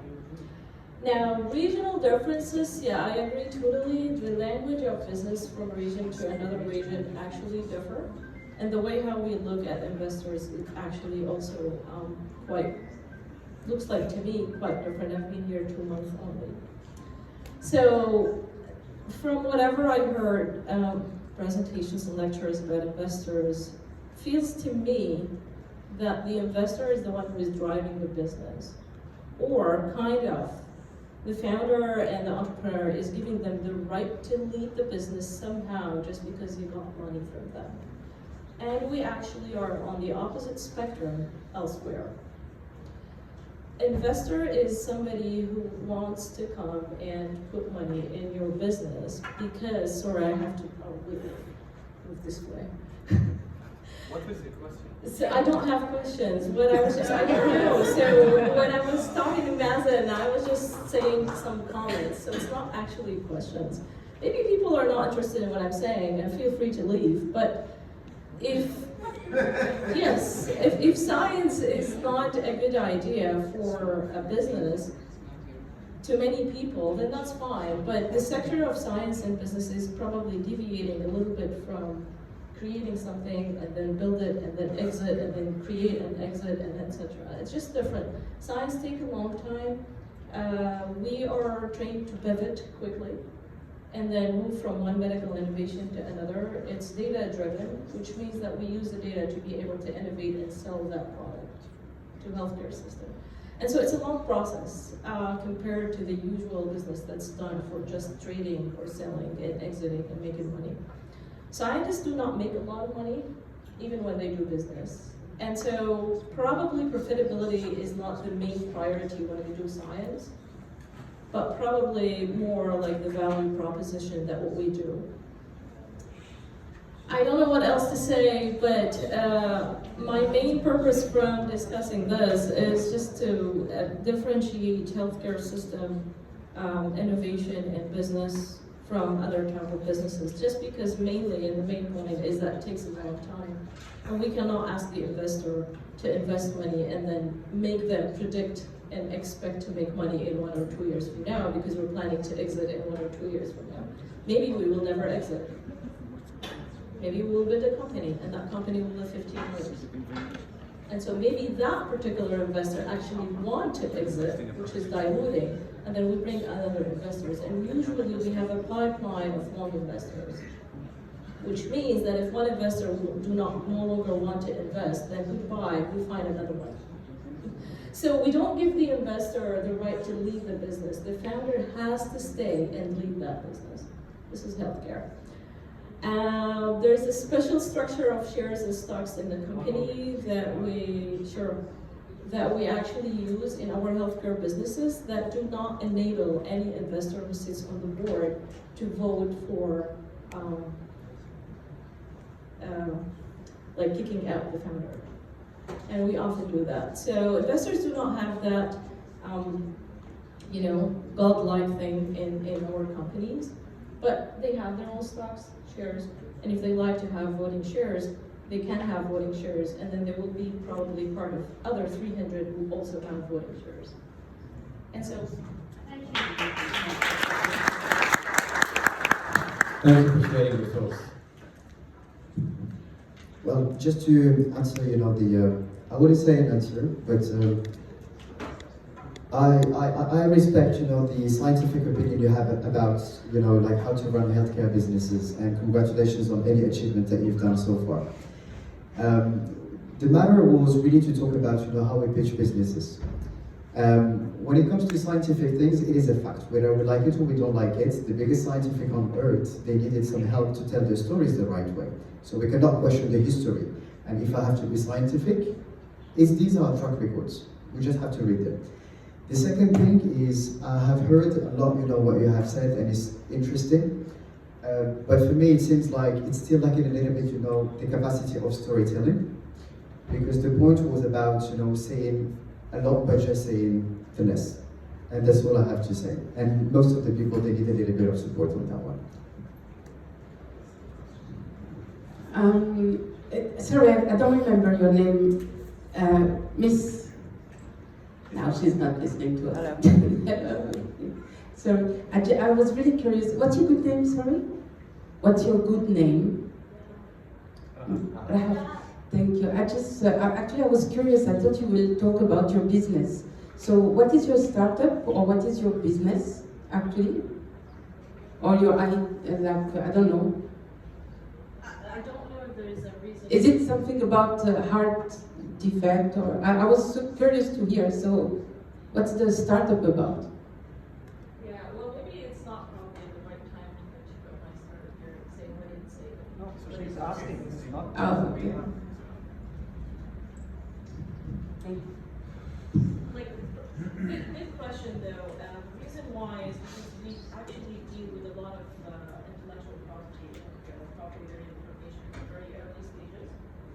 And so that also could be a factor contributing to why scientists are perceived to not know how to articulate what they are doing, simply because we really have a lot of confidentiality layers that we have to acknowledge. And so not every story a scientist tells is expected to be a compelling story to an investor who's not from the domain. And so a lot of proprietary information we deal with and we have to protect on multiple phases, not only at one phase.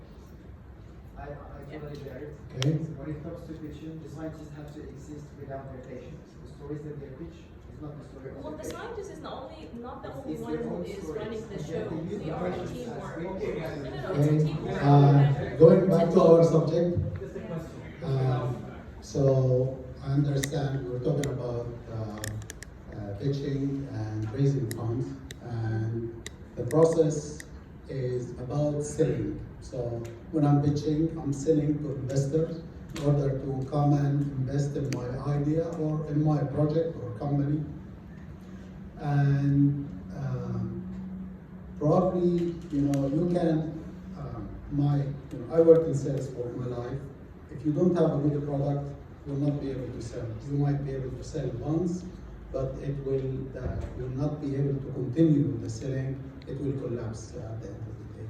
So you need to have a good product in order to be able to sell. And selling, you can have relations, you can have the different methodologies that we discussed. Now, from your experience, at what point of time you will be able to judge that this is a good product or not a good product? We talked about traction. Attraction, is it the number of users that you're attracting? Is it generating revenue? Is it accumulating or generating growth? What triggers you, or if this is an advice to the new startups? So raising its probabilities, you have more likely to be successful if you're at a certain stage or you hit certain milestones. So from your experience, what qualifies as a good product or a good startup that encourage you to be more likely to invest in something?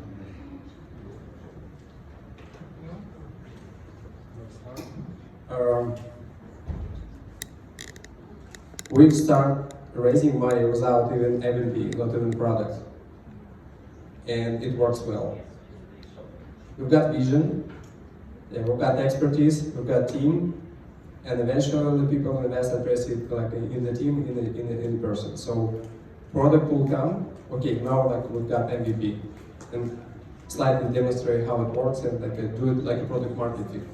But again, personally to us as a biotech company, we started raising without any product. That was like that's our case.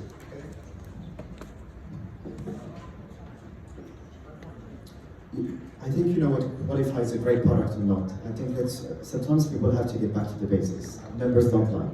And again, that depends a lot on what is the stage at which you are. When we support the founders, for example, a lot of them, they have great numbers and traction. It's just a matter of knowing exactly how to package these tractions, and you tell the story of the numbers, okay?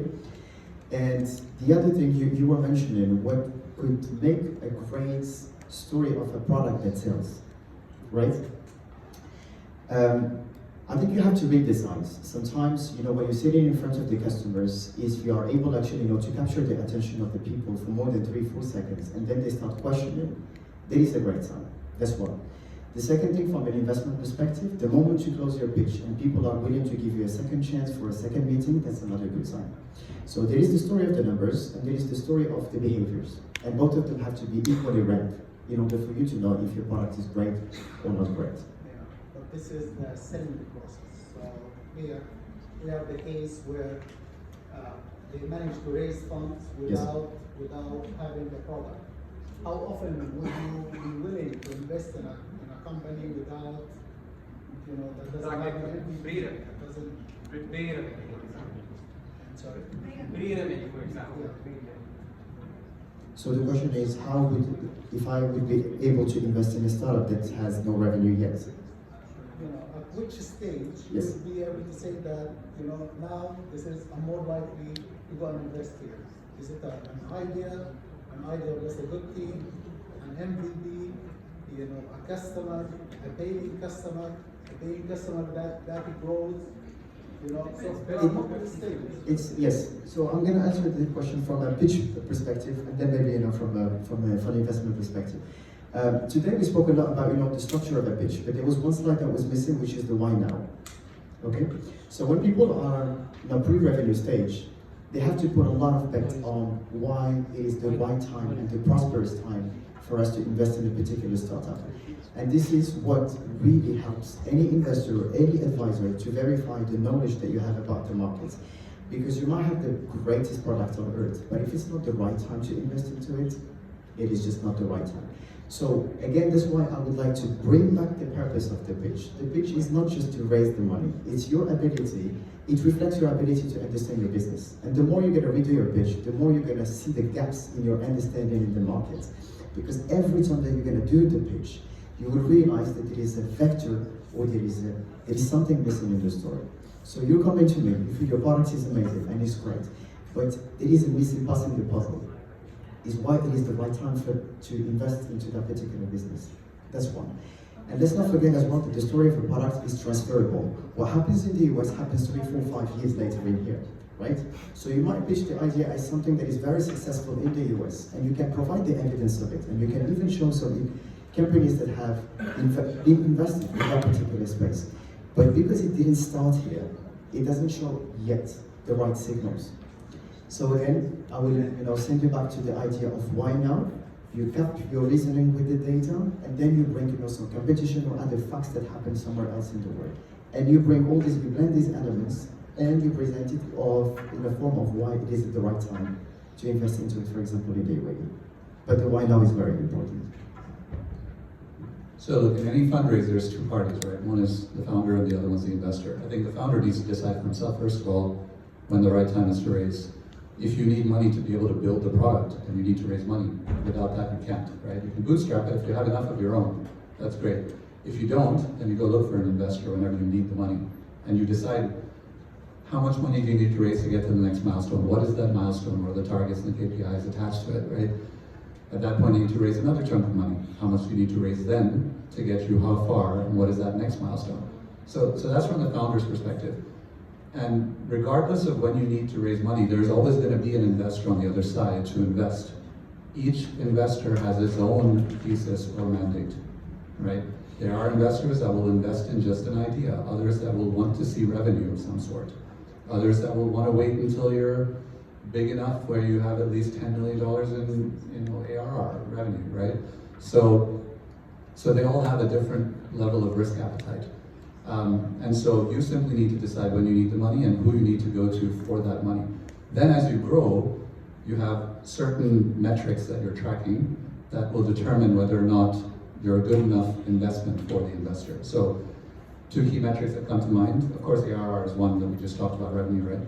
But then there's also CAC, which is customer acquisition cost, and LTV, lifetime value. So your lifetime value should be getting better and better over time as you become more efficient, as you become better at retaining your customers and getting more out of them, right? Growing that pie and selling them more services, for example, and so on.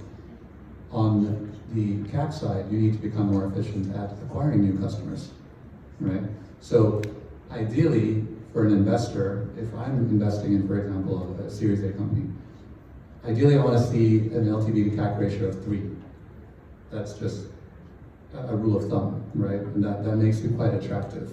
If you're at 9 or 10, turns out you could probably turn on the taps for marketing and your CAC can go up, and it's okay because the ratio will go down, but it's still going to be above 3, so that's still attractive. So these are just some rules of thumb that should theoretically help founders decide whether or not they're in a good position to be able to raise, and for investors to decide whether that's a good startup to invest in.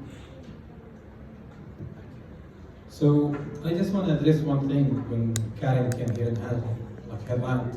So it's not on you, man. You came, you introduced her nicely, you're a nice guy, okay? She represents herself only. He's apologizing, and you shouldn't, okay? Honestly, you shouldn't, man. I appreciate what you're doing as well, and you brought her. And guys, if you feel bad about her and you think she's a bad person, you're wrong. Okay, she can speak her mind. In this place, if we are seeking conformity and we all have to be one blueprint, this is not an ecosystem. We're not going to progress as well. So she can call me unethical, and I'm fine with it. And honestly, I shouldn't be an entrepreneur if I'll be offended by her. Neither should be you, honestly. I mean, forget about it, it's fine. She can actually state her mind. Me personally, yeah, I mean, I don't know how can you raise when everything is secret. And the funny thing is, we all were interested, even after all of that, in what she does, so it's not about you, it's not personal, okay? So it's fine, it's her business. She has the right to conduct her business the way she does. Corporate social responsibility programs do exist. Well, it's ethical or not ethical, that's not really my problem. A cigarette company will invest to offset its damage. Like a military or Lockheed Martin has an offset program to build hospitals where they sell equipment to bomb companies. Same. So if you don't mind that money, go raise it from that money. And she has a last question before we all say goodnight. So I'm gonna give Miss Fintech here. So thank you. First, like all of you have successfully raised funds. So I know most of the investors now, they invest not just because they got founders or they have the best product or venture or whatever, because like it's an emotional investment. They create a following. So for you, like what was your strategy to seal the deal with the interested investor? For each one of you, how you create, you give him the budget, you want the first meeting, the second meeting.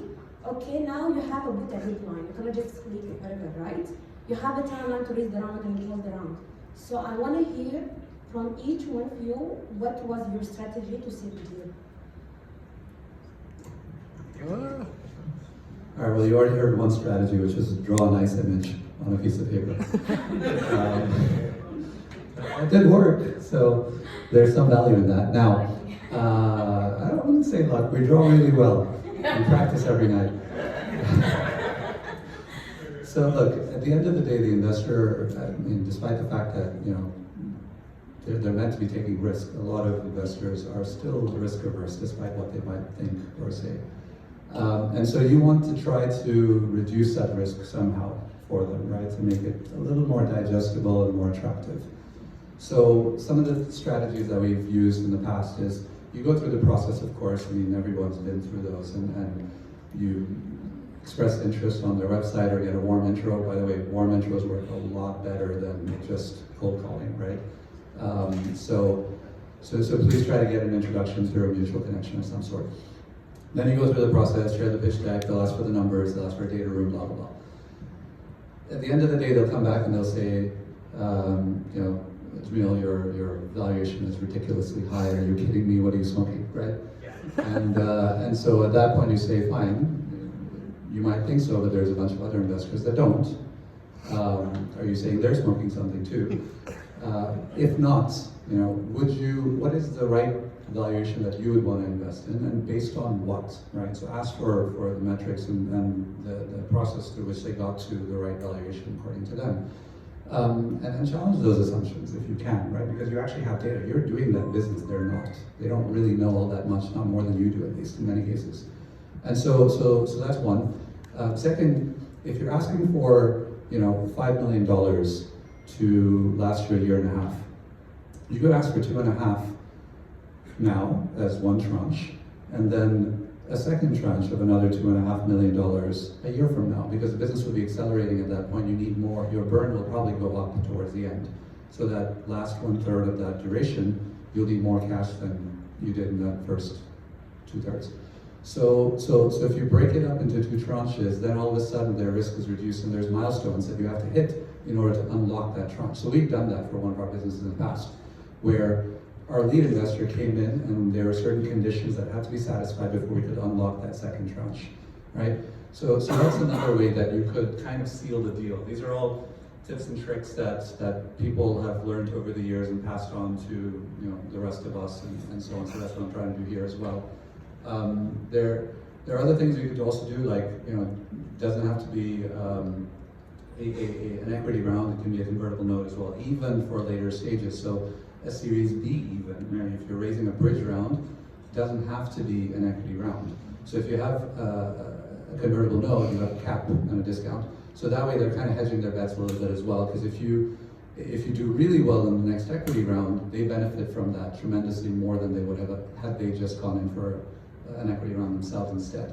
So anyway, so you basically have to be somewhat creative. You can also say, like, you know, what if I were able to get, you know, half of the round closed by getting in these 3 or 4 investors? Would you then come in and take the rest of the round, right? Because that gives them some confidence. If they're the first investors to come in a $5 million round, they're putting in 2.5. What if you don't raise the other 2.5? Then you're going to run out of money, you don't have runway.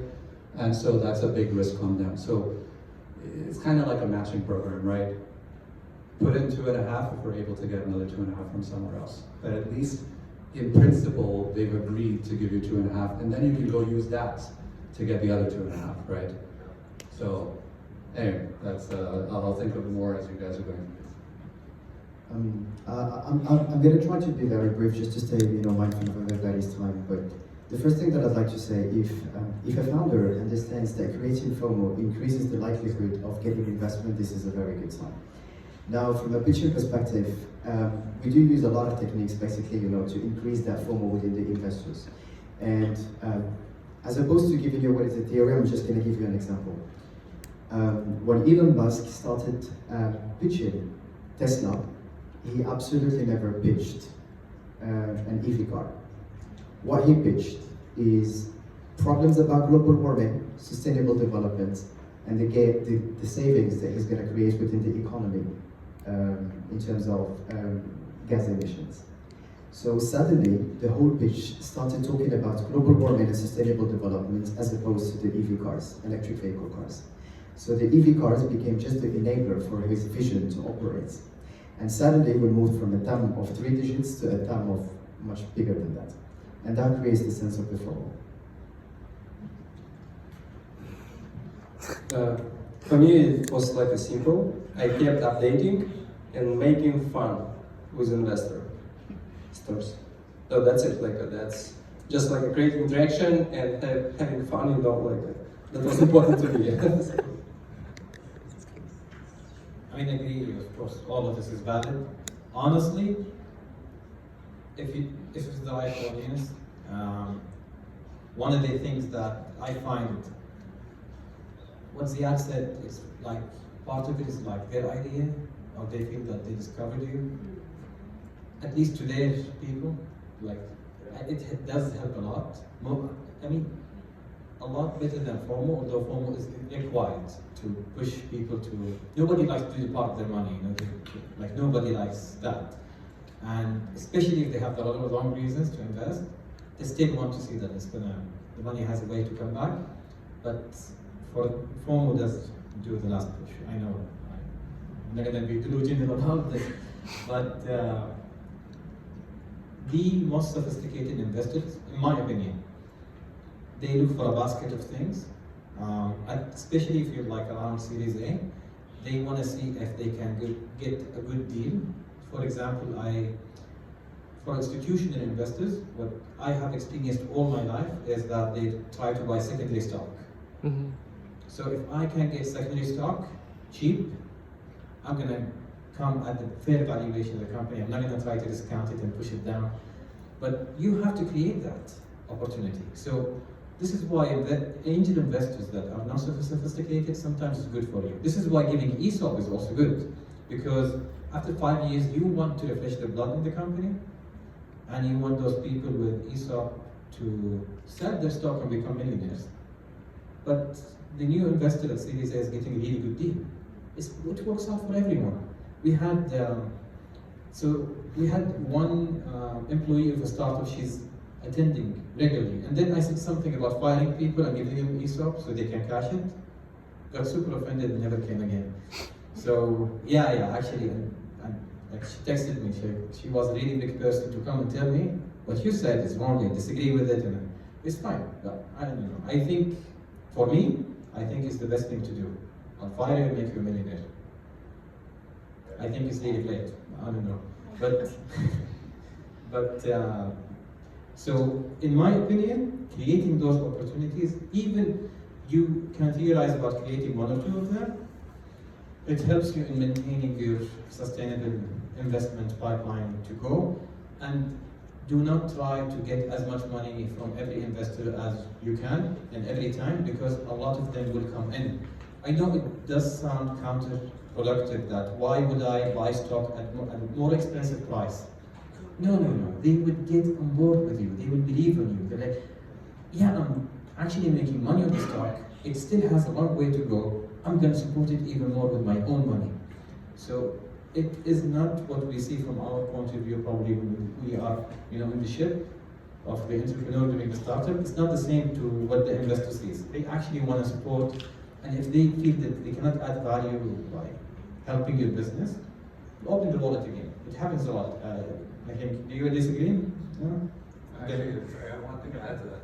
Another trick that we used was, so we were talking to an investor, a big angel investor, and at some point he dropped in the conversation how he has a son in university and he's going to come home for the summer, and it was May. So at some point in the conversation I dropped in, hey, we're looking for interns.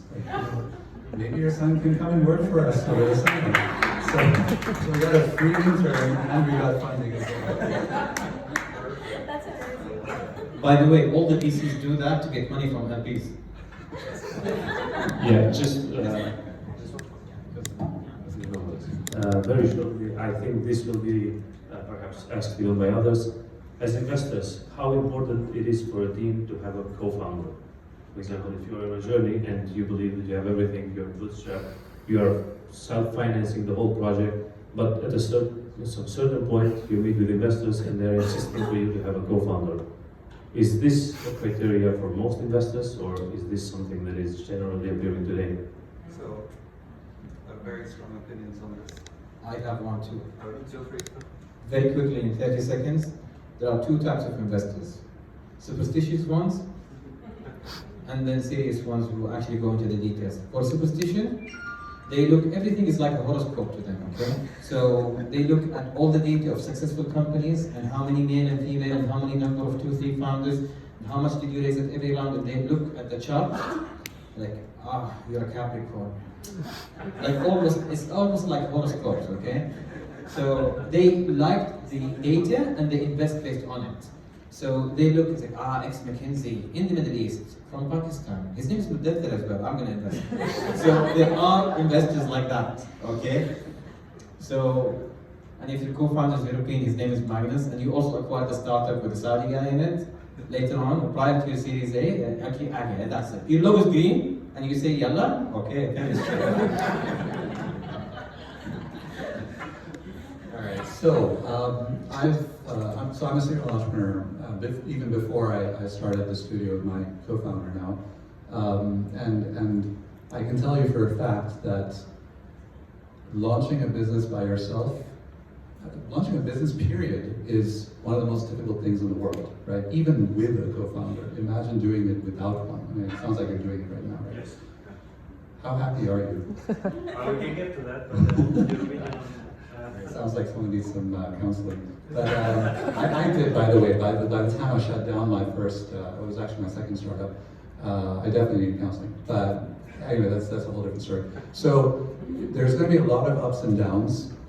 There are going to be days when, again, you're going to want to, you're going to be ecstatic because things are going great. Other days you want to throw yourself out the window, and everything in between. And if you have a co-founder, the chance of both of you having a bad day like that is pretty low. So one person can pick the other person up and vice versa on other days, right? So, and it's also important that, first of all, you can't possibly do everything yourself, not just in terms of bandwidth, but even skill set, right? So having a founder who has a complementary skill set makes the chances of your startup, it increases the chances, right, of success. Because you're actually able to do every task that's required well between the 2 or 3 or 4 of you, right? Versus 2 people who have the exact same skill set and that's all they can do. What about everything else that needs to be done, right? So if neither one of you is a technologist, you shouldn't be doing a tech company, right? Ideally, your CTO should be one of your co-founders. So, and then this is, in fact, why when you have 2 people who work together at a corporate, if they both quit their job, chances are they're in the same department doing the same thing. They both quit their job because they had a conversation over beers one night and said, this is a problem, let's do it together, right? And we'll start a business together. And again, they're basically doing the same tasks, and there's a whole bunch of gaps that are not being fulfilled. So generally you want to have at least 2 co-founders. As a studio, for example, we don't build any businesses anymore where we have only 1 co-founder. We want ideally 2.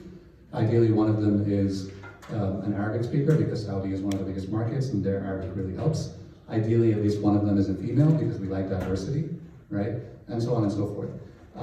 So in general, even as an investor, I would not invest in a business with just one co-founder because there's massive risk in there. What if that one person gets run over by a beer truck tomorrow?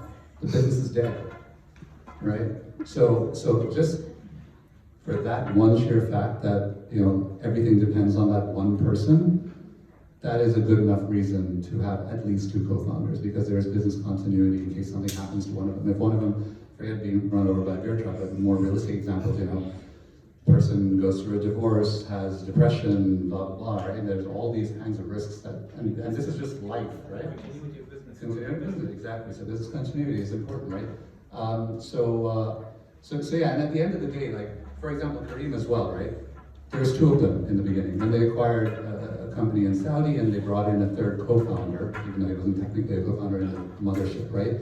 But the business needed more hands on deck, right, at the top. So in fact, they went from 2 to 3 at that same level. So as the business grows, you're gonna need more help. And bringing in a co-founder from the very beginning isn't a bad thing. Yes, you share the equity, but that's not a bad thing. I'd rather have 1% of a $100 billion company than 100% of a $1 million company, right? So.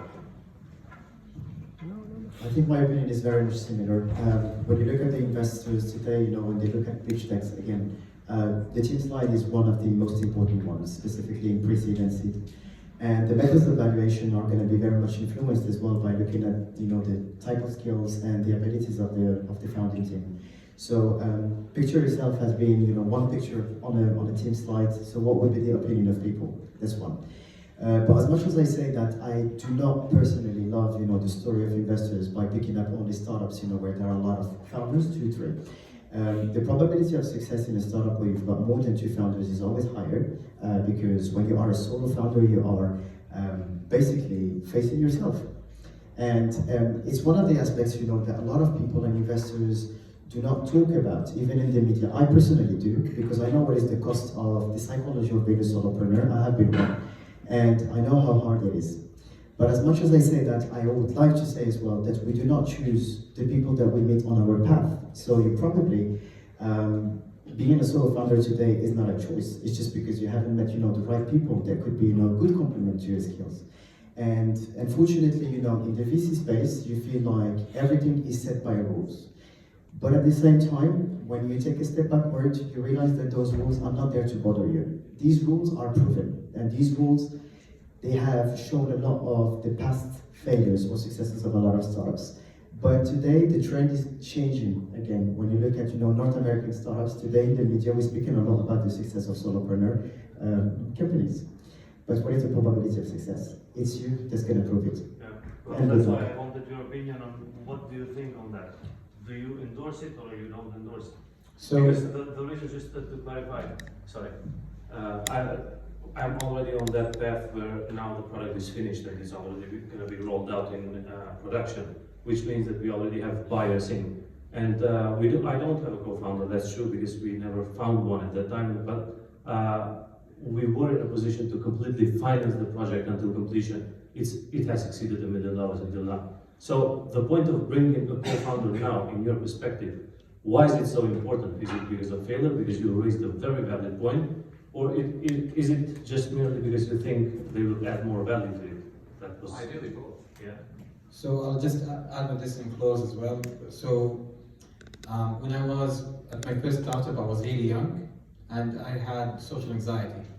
So like throughout my school career, like as a kid, I had like 2 friends. One of them was imaginary. So How many do you have right now? huh? How many do you have right now? You own me. And you're imaginary. What is You guys are so mean in this space. Okay, so like I went to open a bank account and I had to hire a lawyer to be my legal business adult thingy, and I took that piece of paper, I went to the bank And as the queue was coming across, like to my turn, my heart was here, in my throat. It was going to come out. This is how much social anxiety I had. I actually could not speak to other people at all. Like, at all, nothing. So I had to be a solo founder, like at the beginning. But then I kind of, like, so okay, my point is this. If I have a Karen personality, so it's probably that I start alone is best, you know? So some people do not get along with other people because equally, as much as it's great for all the reasons, all the valid reasons that the gentleman just mentioned to have a co-founder, and how it is better for the investor in case of a beer truck incident. It is valid. I mean, investors think about these things, you know? It is also equally a risk to have drama with your co-founder. Yes, true. So, Especially if your co-founders are wife. You over. oh, that's what they call a cardinal sin. Never did. As an investor, I would never invest in a couple. However, if you look at a lot of successful startups, they have also couples and brothers. That's elements of bias, never a couple. So Everybody don't do it. Just think the risk was too high. It's true. Okay, so he works at husband and wife co-founders company.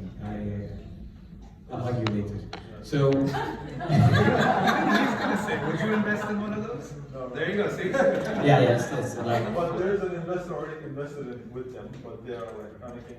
So, there's only one type of couple that can start a business together. One type of husband and wife or boyfriend and girlfriend that can start one startup together, and that is if you already did it. Everybody else should not. Those are only the right ones, okay? So, I'm trying to be diplomatic. The question is, are you going to invest in them? Huh? Would you invest in them? Like a coffee to say hi. Probably nice people. So the point is the following. There isn't any right or wrong thing to do, way to do things. Like if you look at, and I'm gonna speak about this, and I know they're all gonna hate it, but if you look at Carlo, I'm gonna name names. So if you look at Carlo is a startup. It started, it had only one founder. And 6 years later, became a co-founder. Who happens to be from a very wealthy family, which helps funding, but it does help. You do what you need. Plus, it is probably a business risk. Maybe that first founder was like feeling burnt out and they felt like they can't give more, and they might want another co-founder in case they went out, it will devalue the company. The point is, it's never too late to add if you needed to. Don't think that it's blocking you to start just because you need to have it for cosmetic reasons. Do not do it because you have to. It's the equivalent of getting married because you feel you're getting old. It will end up with a divorce most probably. There is one thing that I would like to add when it comes to the solo founders. I mean, from my experience, whenever we advise some startups, everybody that is coming from a tech space, me personally, I've never seen a company started, a tech company started by one founder and it stayed that way. But again, the ability to continue exercising as a solo founder will depend, I believe, a lot on the type and sector where you are playing. For example, when we advise some legacy businesses, anybody who is really in the manufacturing, producing a product, usually in the market you can buy those skills. You can buy them because the industry or the sector is mature enough and there is space for everybody. So with a little bit of money you can go and you purchase the skill and that's it. But when it comes, for example, to technology startups, SaaS, no matter how much you buy those skills in the market, sometimes you would need still to have the vision of a co-founder, specifically when it comes, for example, to developing the product. Even if you outsource that function to someone, still you would need to have the philosophy of the founders really reflected into that. And hiring a third-party partner would not be really able to absorb that vision and philosophy, as opposed to the manufacturing or any other legacy work. Sorry, I just want to add to that really quickly. I know you can wrap up, right? So it's the best time to bring in a co-founder is as early as possible, not just because you need help, but also it's a great test to see whether or not they're really passionate about what you're doing, because in the beginning you can't afford to pay them, right? You unfortunately are making a lot of money right now, which means they're going to expect to get paid from day one, right? That won't allow you to test their passion for what you're building. It's going to burn out, as you said earlier, you raised a valid point. Because point where you cannot sustain. Of course, ideally, you'd want to bring one in earlier. I'm not saying don't bring one in, it's too late now, of course, right? That's not what I'm saying at all. So that's the best way. So are they motivated by equity? Are they willing to put in the hours and the hard work and the blood, sweat, and toil to get the business to the next level with you without taking a salary, right? That's the test. The one thing I keep hearing from a lot of founders when I talk to them about potentially investing and so on, they always say, oh, I've been looking for a co-founder, it's been so hard, I can't. Can you just invest and we'll worry about it later? No, it is not impossible to find a co-founder. As a studio, we have a massive database of people we would love to get into our businesses. We can't build businesses fast enough to give them something to do, all of them, right? So there's plenty of great talent out there, and we have a fantastic process to vet them, and there's plenty of them that we would like to work with, right? You just have to get out there and really put your mind and heart and time into it as well. You need to talk to as many people as possible, attend events like this, for example. You're welcome. And also, you need to do your due diligence, right? So it's like dating. You don't marry somebody on the second date, right? Why? You go through the process for weeks and months if you have to until you're sure that this person is who you want to build this, you want to raise this baby with, right? Because, by the way, getting divorced to your romantic partner is much easier than getting divorced to your business partner. So please be very careful, but do your due diligence and find somebody.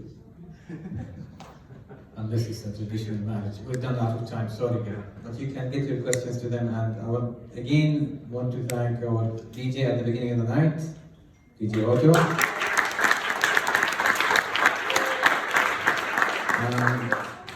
In5, of course, as always, from Shams here.